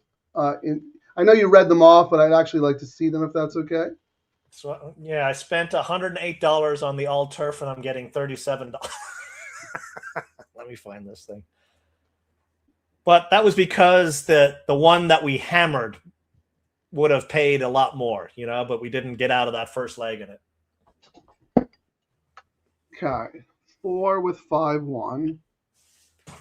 Yeah, the 1 would be great for you there. That would pay for the weekend right there. Then 6-3 with 5, and then 6-3 with 1. Yeah, I mean that's essentially how I would play it as well. Why don't we put a community ticket together? Let's do that. Okay. We got 4 minutes, so get going. Yeah. Do you want to do something? Do you want to do what we said? That weird one, 5-7 with 1-5-6. Yeah, 5-7, 1-5-6. In case something crazy happens here. Yeah, and that will make it where our chalks will win. So yes, I'm okay with that. And if it doesn't actually come to fruition, then we've got something to cheer for in the last leg. There you go. All right, 7-5. $30. Yeah, 5-7 with 1-5-6. Help us out here. What any fuzzy combinations people are playing? This is the kind of notice you have to look for value. Or 3 scratched in the next leg, so there's even less horses. Yeah, that horse scratched this morning, Ciaran. Yeah, I didn't. You have to start looking at scratches before we do the show, please. Well, I wasn't using it; I was tossing it. So I mean, Well, yeah, but what if you were using it? I would have looked a little closer. I would have said no bueno when I tried to do my bet. You cannot do it. Okay, here we go. Does that look right there? 5-7 with 1-5-6. Yep, that's it. All right, I'm going to roll through some comments while we're waiting for these horses to come, because a lot of interesting comments about the last race. Let's go. John Allwell, what was Ripley thinking? Chris took a shot with the 4. Yeah, you try to beat the favorite. No, nothing wrong with that, Chris. Thank you for joining us. Good luck the rest of the way. Yeah, well, Rispoli is getting some criticism for that ride, but I'm sure he had his reasons. gives Mark a heart attack when he rides. Rispoli special. Thank Preakness. Yeah. Hey, but he gets the job done, man. He makes it exciting. You cannot not use them. So I mean, it's just. Wait, what'd you say? What? You cannot not use them. You know what I mean? Because of that, you just can't be stubborn and say he's going to not ride, because then he's going to ride brilliantly on 2 horses that should never win. You know what he's I mean? awesome. He just, he just makes things a little tricky sometimes, but he's really good. Let's see what else we got here. Yeah, Dan said probables to the 1 and the last are good. Yes, they are.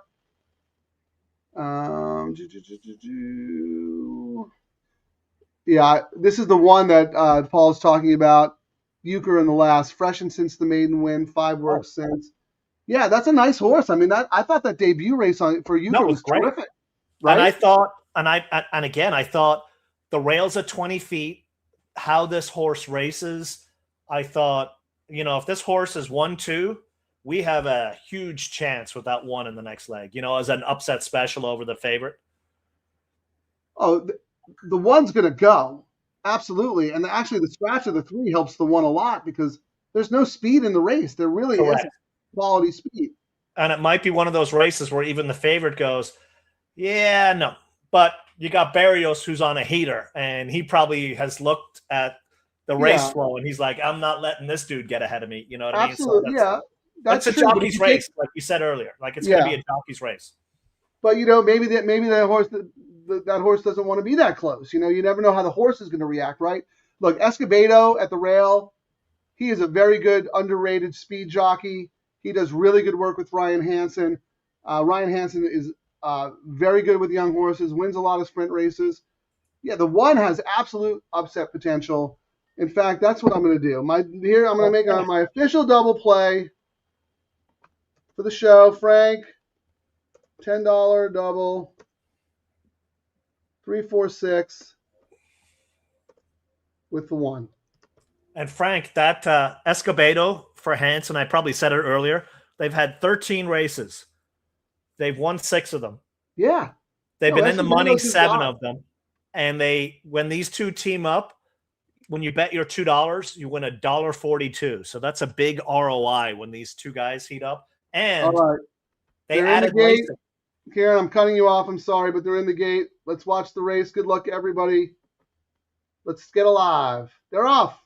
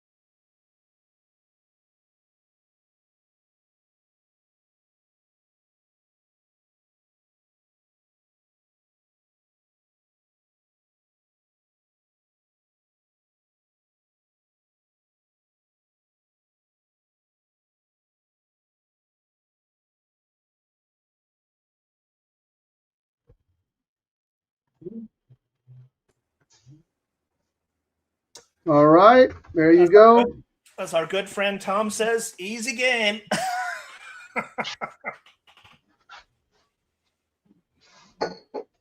Yeah, I mean,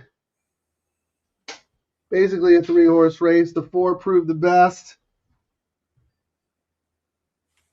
That was Lee and these low-level claimers, man. No. And it's one of those things as there'll be a period of this year when he will not win on any of these horses doing this kind of thing, but when he gets hot, you ride him till he's not hot. Like right now, like yesterday, that horse won just like this one today, like won like it should have. And when he's doing that, you bet him. Simple as that. Yeah, I think he was a little cold during the Del Mar Fall Meet because he had a really good summer. But, that's what we talked about. You talk about the cycles, the patterns, running out of your conditions, having to find new conditions, etc. Yeah, and then putting horses in conditions they probably shouldn't have, but they qualify for it, and then that knocks them out. The next condition book, that sometimes they want a race, but it's not in the condition book, but they want the horse to get a race, so they'll. So interestingly enough, it looks like the 4 went off favored. Yeah, 2-1. Yeah, the money came in there late. So I want to look at the pick 3 again. No, that horse was second choice in the pick 3 to the 3. So the money was wrong in the pick 3. It was right in the double. The 4 was favored in the double. Yes, and that told us to pivot. They pivoted, but only by $1. But the 3 was a decent favorite in the pick 3. That's very interesting. Usually the pick 3 money is a little more. Well, you say it was only $1, Frank, but when you look at it percentage-wise, it was 20%.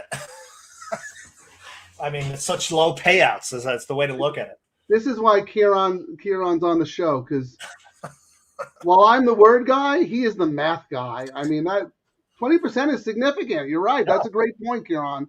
I'm like, oh, it's only $1, and you're like, well, actually, it's way more than that. I mean, yeah, you're right. No, that's an excellent point. That is an and then we talked about it. If you were looking to hammer, like someone probably did this, people would have said, this is. I mean, let's see what it finally pays. But so the double here paid $880, and you had a 2-1, and in the last leg you had a 1-5, and you made $880. So what is that? You ended up getting for your $2 bet 3-1, 4-1 with those prices. Not too bad, on the parlay.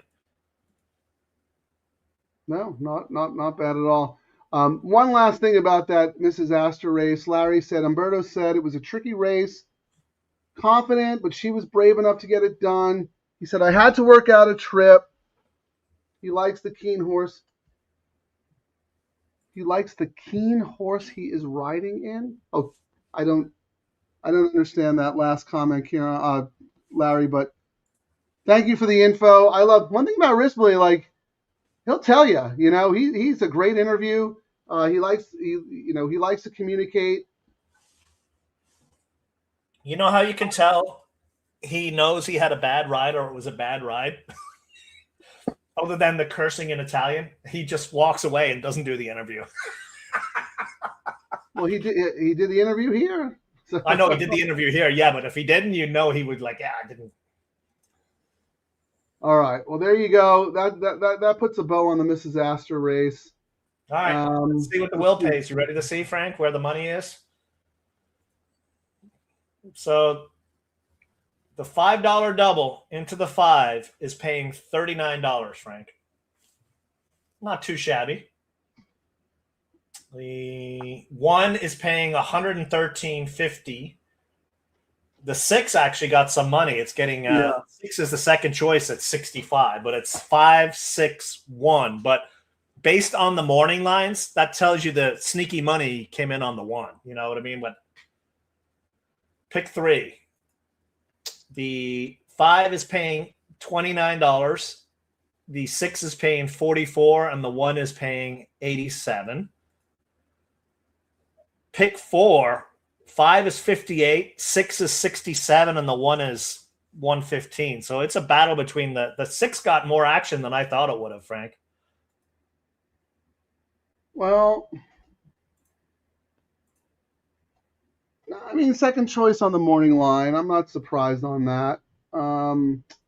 Maybe more than it should have based on how we thought the favorite the 5 was on paper. Yeah, that's why I'm saying that's what the shocking part of it is, how close they are. Yeah, that's a good point. This 5 would be. Yeah, the 5 should be like a lot less, right? I mean, maybe the word's out, but I mean, I know the horses it's got the 2 best boosts you could get: first time Lasix and gelded. But man, the workouts are just, everything's just. Yeah, Peter. The other thing though, Peter Miller win. These are the races. Oh, he's winning all over the. He's winning all over the country. When we were at Franklin, look at all the races he was winning for you there. Oh, he finally acknowledges. that place that we actually did 6 shows on at that place. All right, very good, Ciaran. Thank you. But yeah, he is like the god of turf sprints. So yeah, that is interesting, Ciaran. I'm happy with the money the one took. I would say that. No, that's the surprising one, and we sniffed it out. So we're still getting paid for our sniffing it out. If that makes.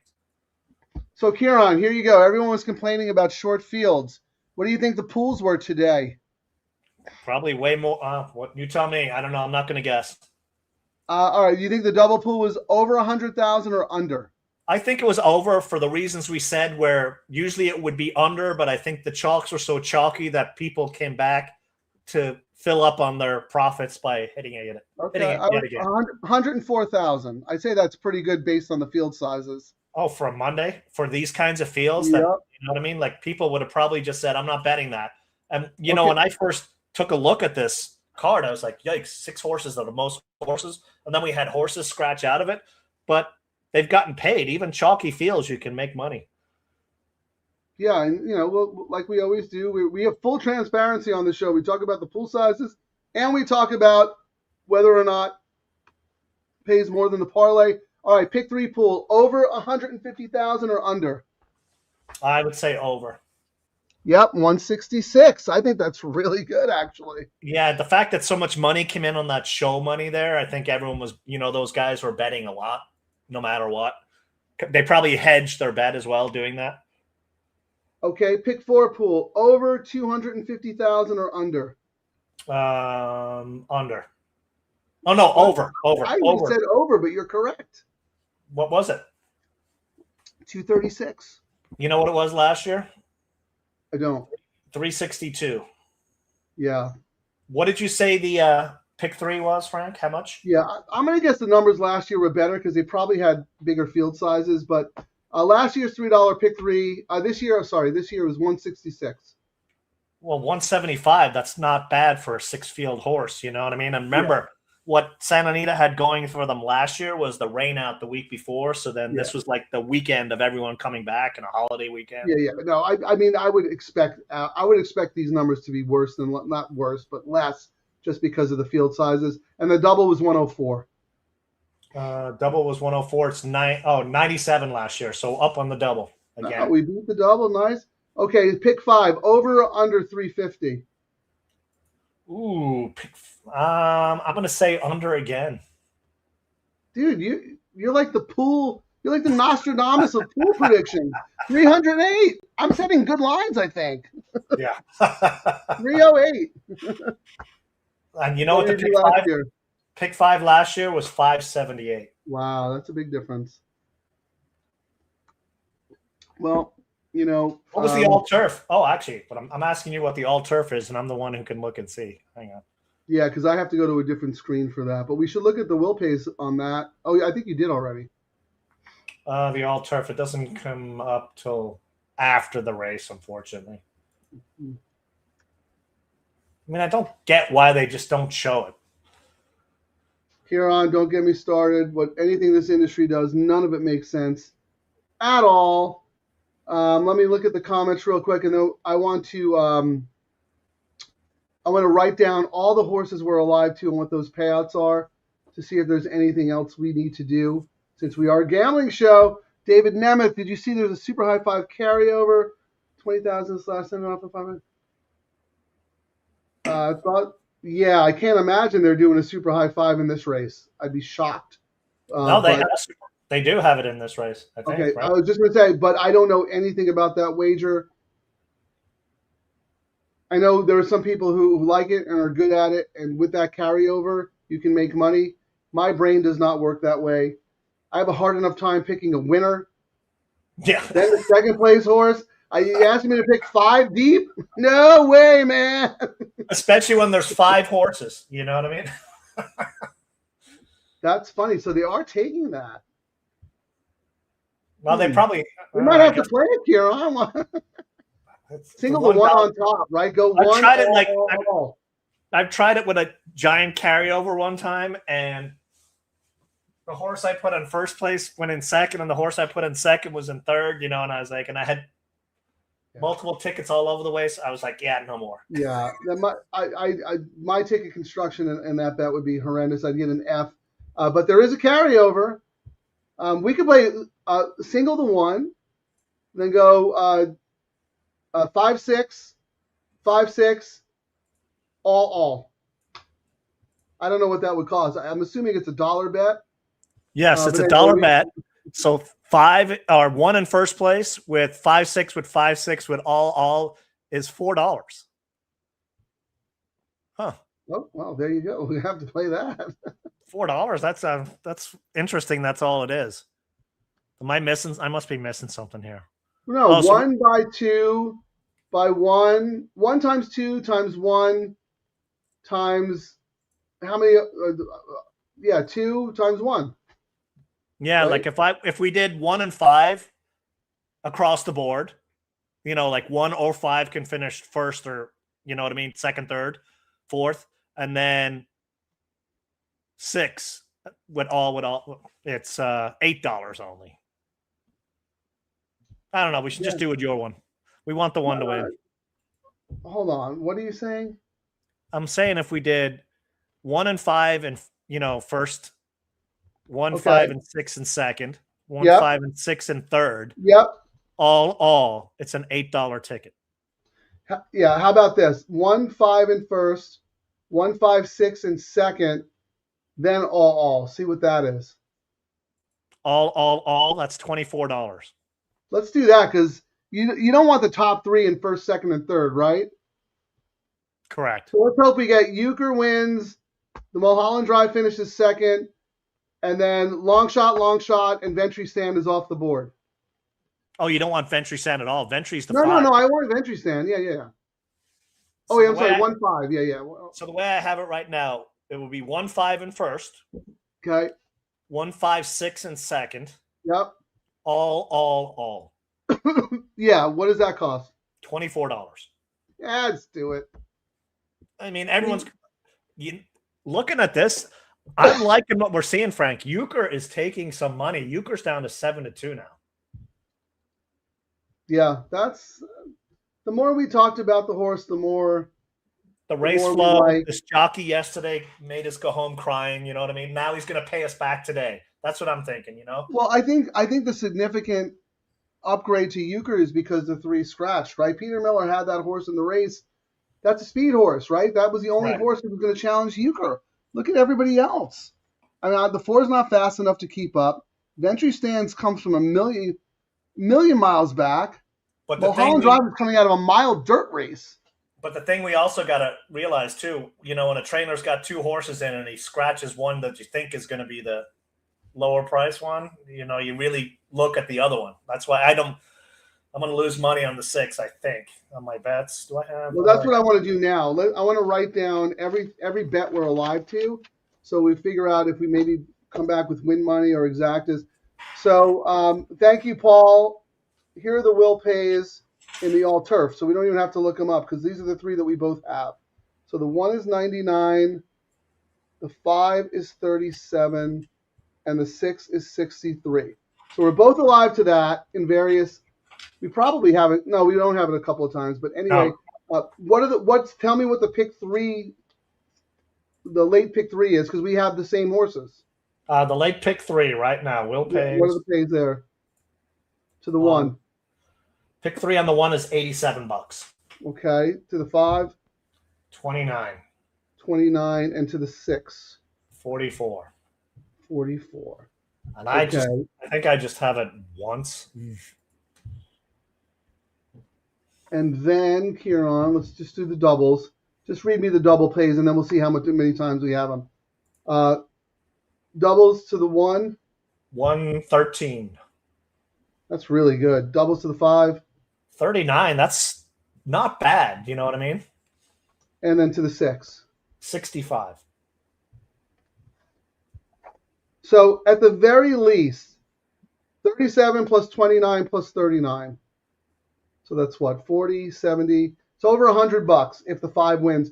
Now you can go back and see how many times you have it, because I know you have the double multiple times. I think the pick 3s that we paid multiple times got whacked because we were backup won the first leg, but correct.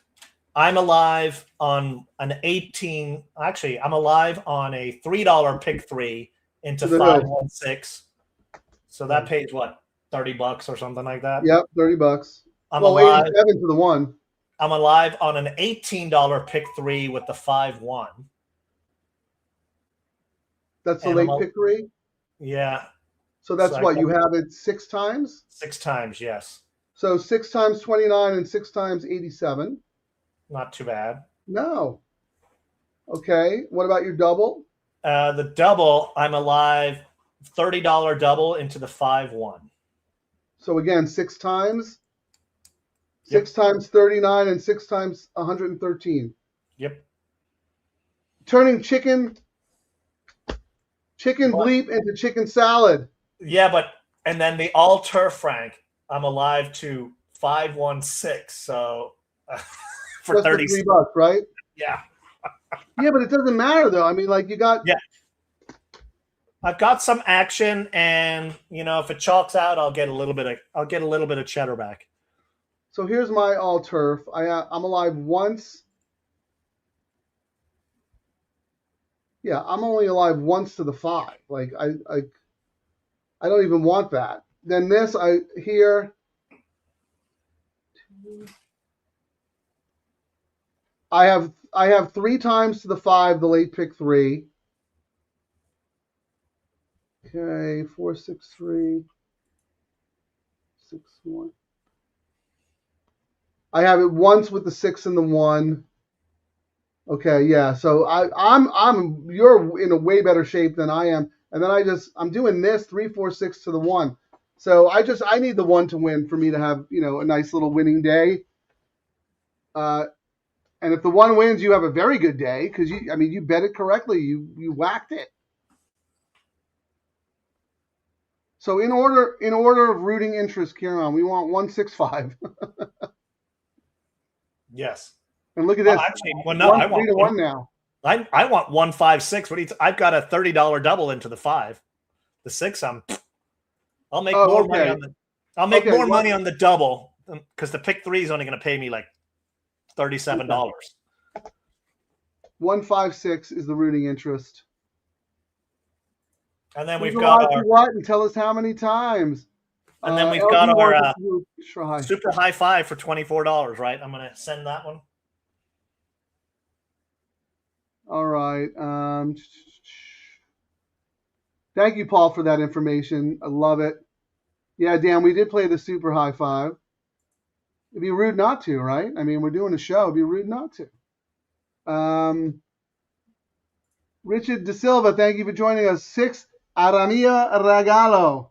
Is that King Aramia? Is that what that means? A Royal Aramia? I love it. Good luck, man. Thank you for joining us. Ciaran, you want to look at some tries? We'll at least look at probables with the tool, right? ExpressBet has a really cool trifecta probable tool that everybody should be using, even if you don't play, because that will allow you to at least see if there's sneaky money on certain horses that you hadn't considered. So what are you thinking, Ciaran? Anything? Or are you just like counting your money already? I'm just thinking, let's just get out of the weekend, but we are degenerate, so let's see what 156 pays. That'll tell us what at least a moderate pay would be. What's 156? I know what Ciaran's doing. He's probably trying to cue this thing up. No, not that one. Which one? This one.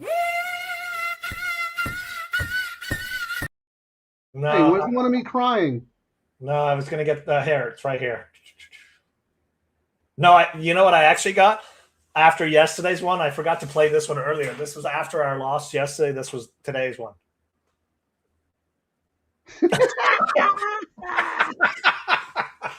So we can fire away now, Frank. We've reloaded. Where's the one of me crying, though? Because it's going to happen today. I'm going to win and lose.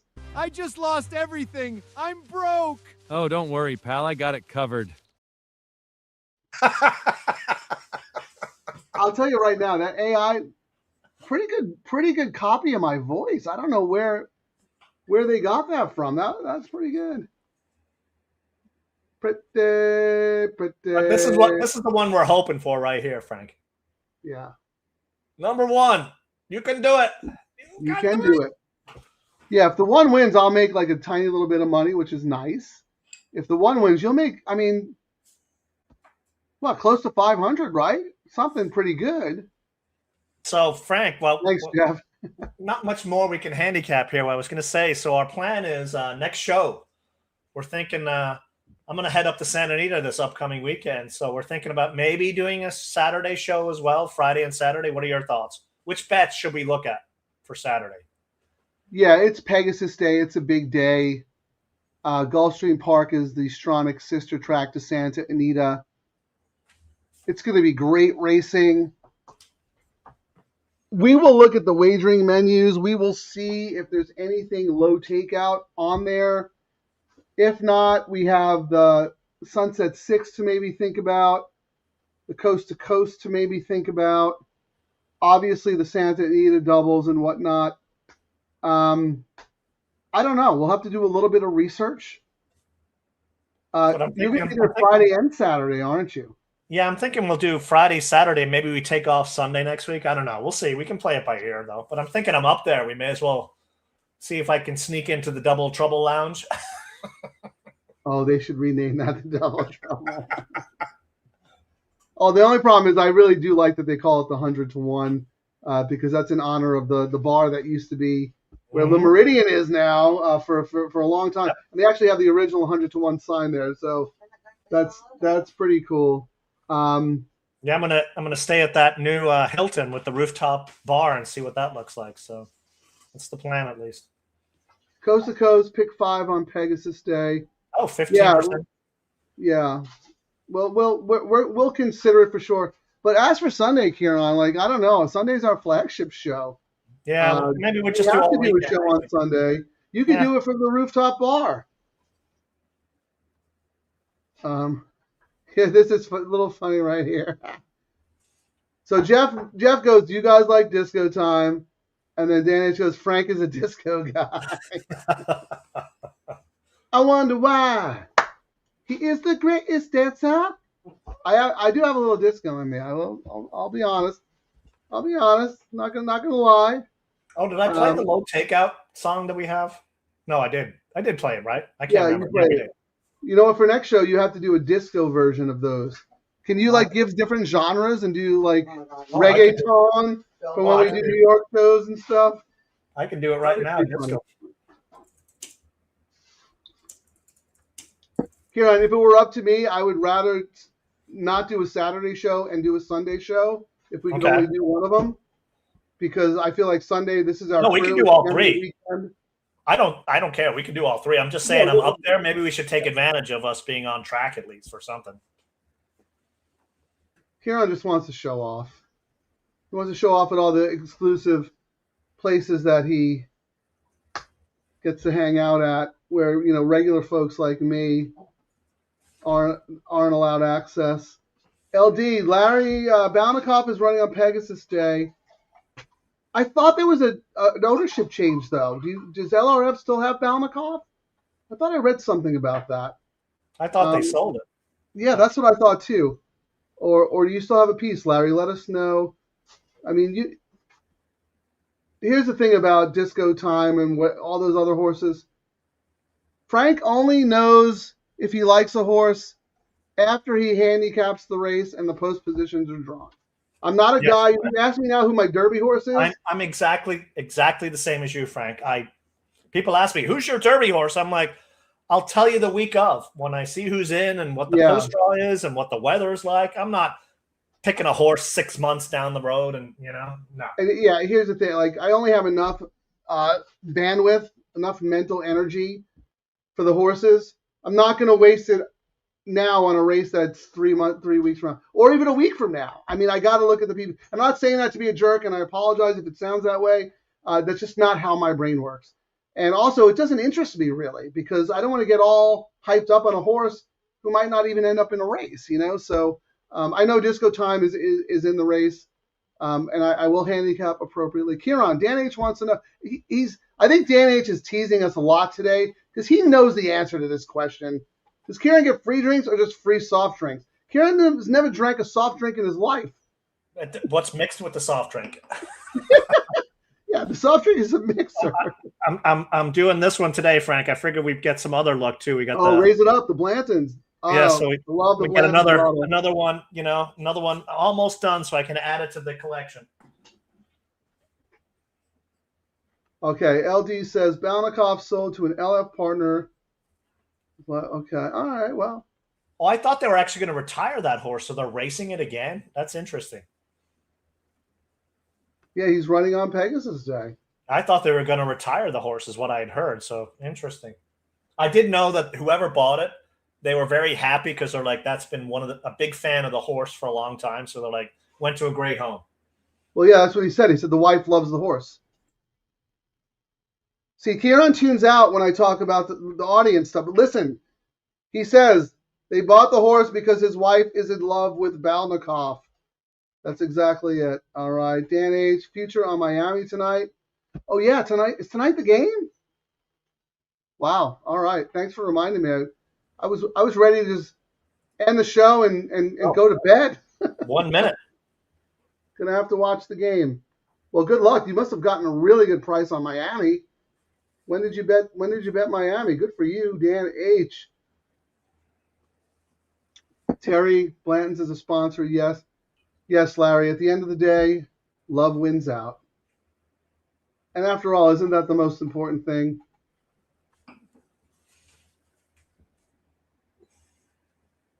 Oh, my goodness. All right, what do we got here? I love the DTL crew. They actually understand us and get our sense of humor, and they come right back and give it right back to us. It's amazing. Thank you guys for watching. Trying to think. What is the big? Oh, it's the big turf race is the Turf Invitational. So I'm assuming Balnikov is running in that race. It's probably one of the last 3 races, I would assume. Yeah. I mean, it's not that $1 million race or something like that. I mean, why not take a shot? You never know. That horse is a paycheck horse, always around the line somewhere. So here's the thing, Dan, to just qualify real quick because they're getting to the gate. Yes, Ciaran does get free drinks, but he also buys other people a lot of drinks if it's not at a free bar. So not only does he get some gratitude, but he gives more than he gets. Ciaran is one of the most generous people I've ever met. You know I'm saying that from the bottom of my heart because I like to make fun of him. So he gives more than he gets, but at least he gets a little back. They're off. Good luck, everybody. All right.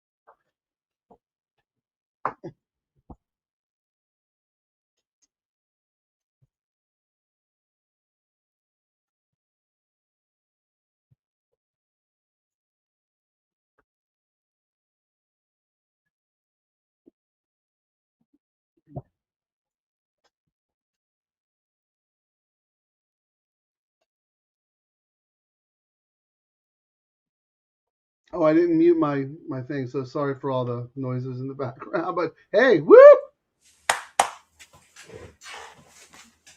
Get out, get up, get paid. That's how we do. That's very nice. Good job, Ciaran. We turn chalk into money. Chalk into cash, cash, cash. That's how it's supposed to be.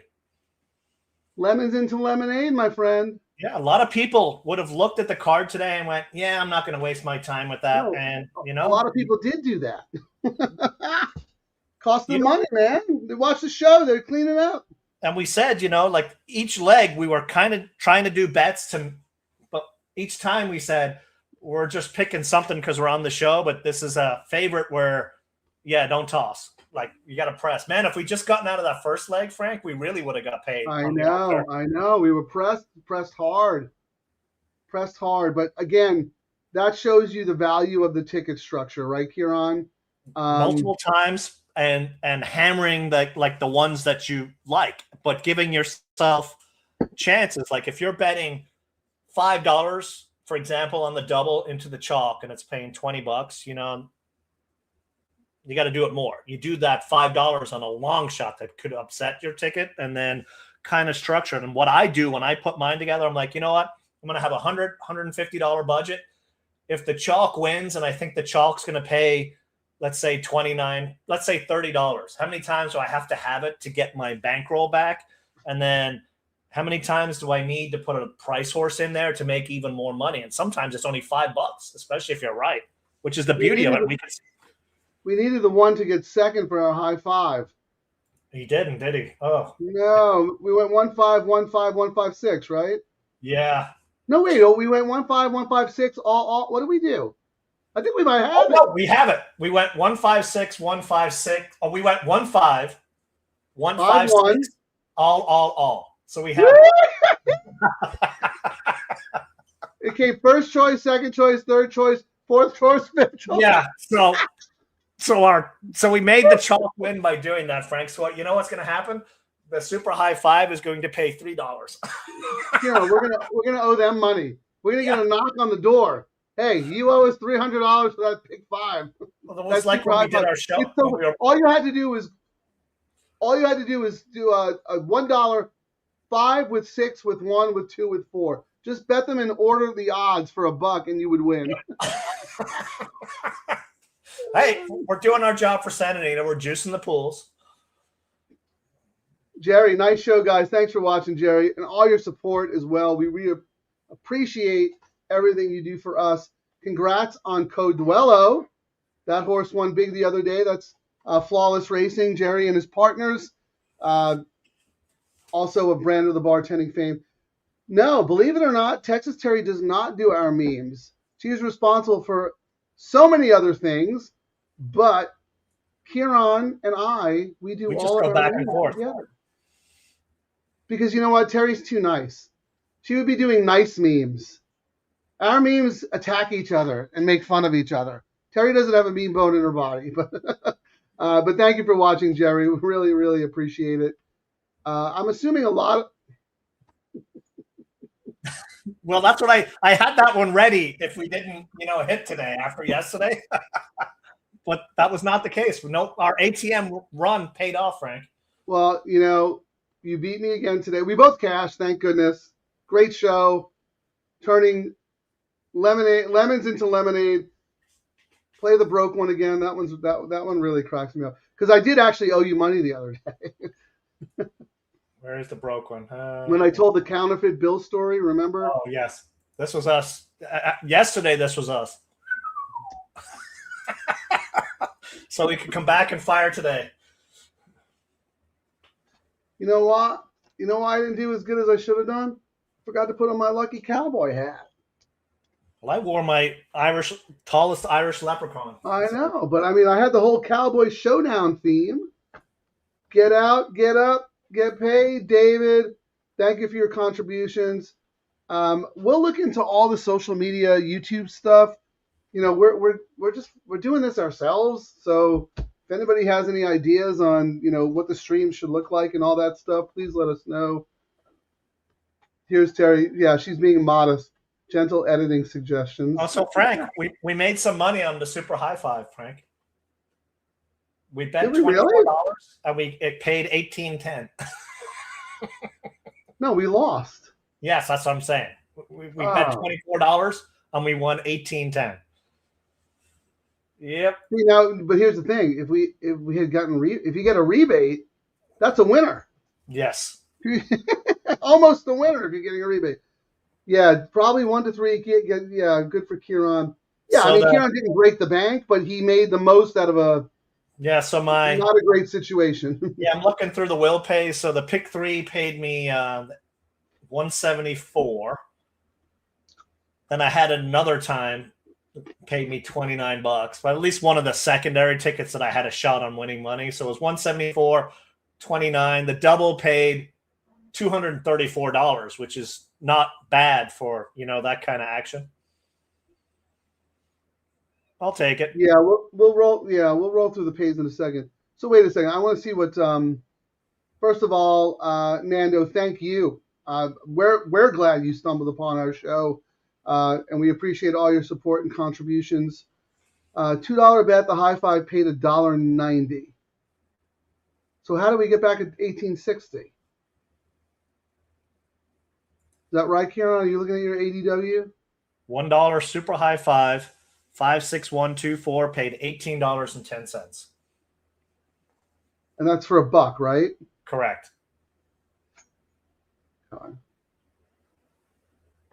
I think maybe there's a typo there somewhere, or I'm missing something.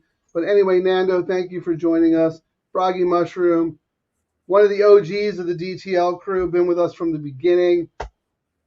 Straight out of Little Rock, Arkansas, if my memory serves me correctly. Thanks, guys. Another great show. Thank you. I will say, shout out to Holy Cross. Thanks, guys, for the entertainment. Always allowed. The Miller horse ran good, so the Miller is again that six that ran second. I mean, Miller's horses are firing. He's not a toss like he was at Del Mar. Some of these trainers are really heating up right now.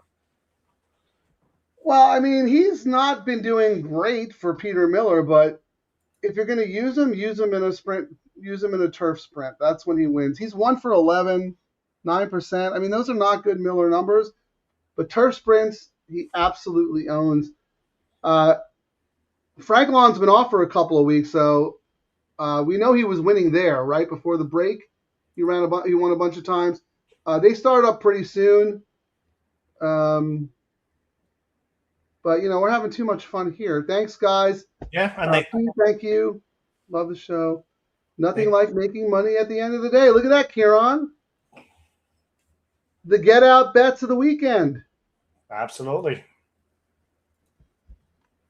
Everybody who took a punishing yesterday with the NFL gets to come back with the DTL crew. Get out, get up, get paid.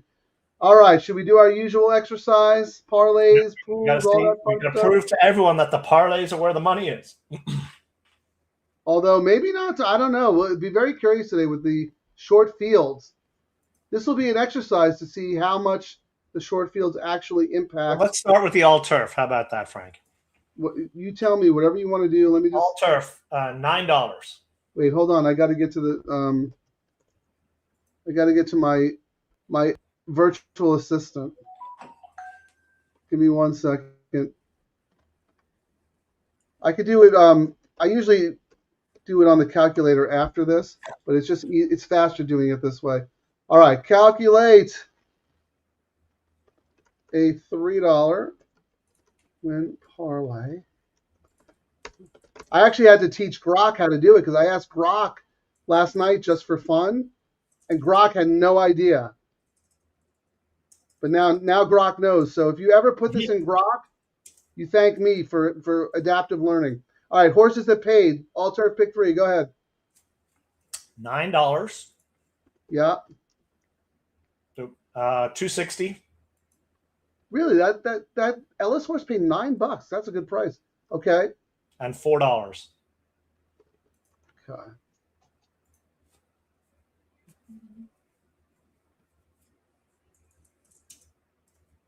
$35.10. And it paid $37, but not great, but more. I mean, that was the slight, but I mean, that is as chalky as you would ever see on that bet. Would you agree? Yeah, and short fields. I mean, yes. I mean, they were 5-horse fields. Started with more. I mean, we got to wonder if it got in that leg. We had no scratch in the first leg. had a scratch in the second leg and a scratch in the last leg, which might have diluted the pays a little bit.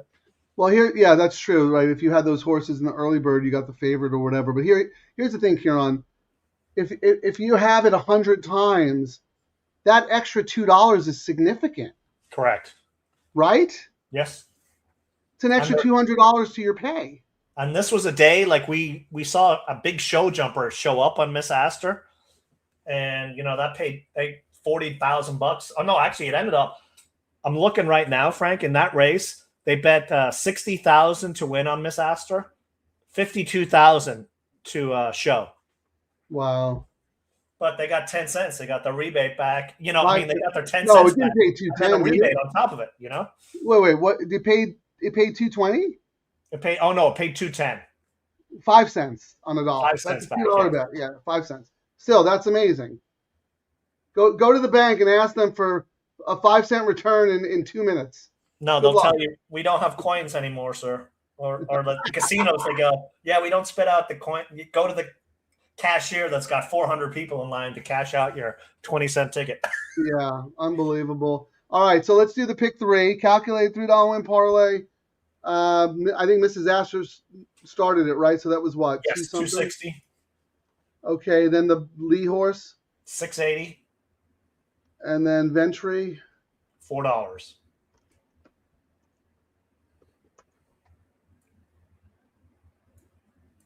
$26.52. $29.10. That's the low takeout difference right there. Again, that's for $3. If you have that 100 times, that $3 makes a massive difference. Low and then the double. Calculate a $5 win parlay. Horses that paid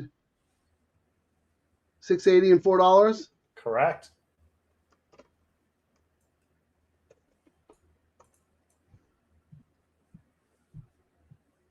$34. Paid $39. I mean, what? 10, 15%? $5 difference. Extra $5 for every ticket you cash. That's pretty good. Since we started doing this show in July, we have not seen one of these low takeout bets pay less than the win parlay, which should tell you everything.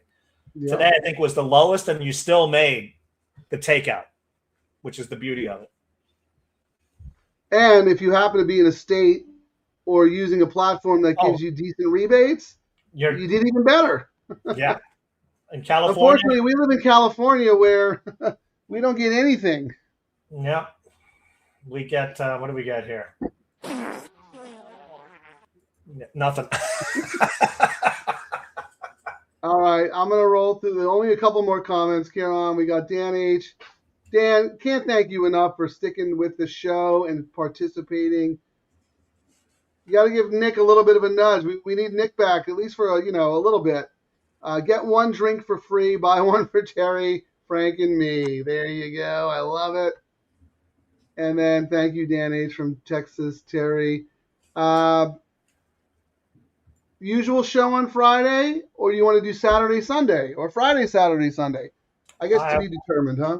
I say we definitely do. We're doing Friday and Sunday, and I'm going to be up there, so I'm sure we're going to look at it. I say we just do Friday, Saturday, Sunday. Why not? All right. Well, we'll look at the Pegasus schedule. We'll see what's going on. It might be too crazy, but maybe we'll do something. We'll figure it out. Ciaran, congratulations. You're on fire, man.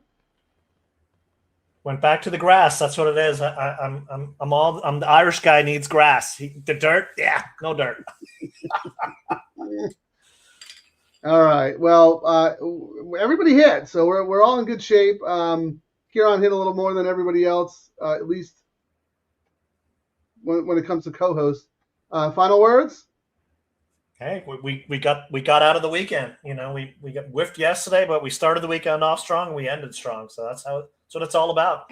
There you go. On a day like today with a chalk fest, we still made some money. Lemons into lemonade. Double Trouble Live. Thank you for joining us, everyone. DTL Crew, new listeners, our friends in Chile and Venezuela. Amigos. And I'm going to start saying this as our sign-off, Ciaran. Low takeout wagers, Santa Anita Park, Double Trouble Live. Get out, get up, get paid.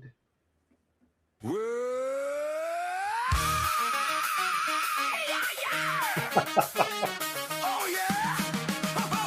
We did it!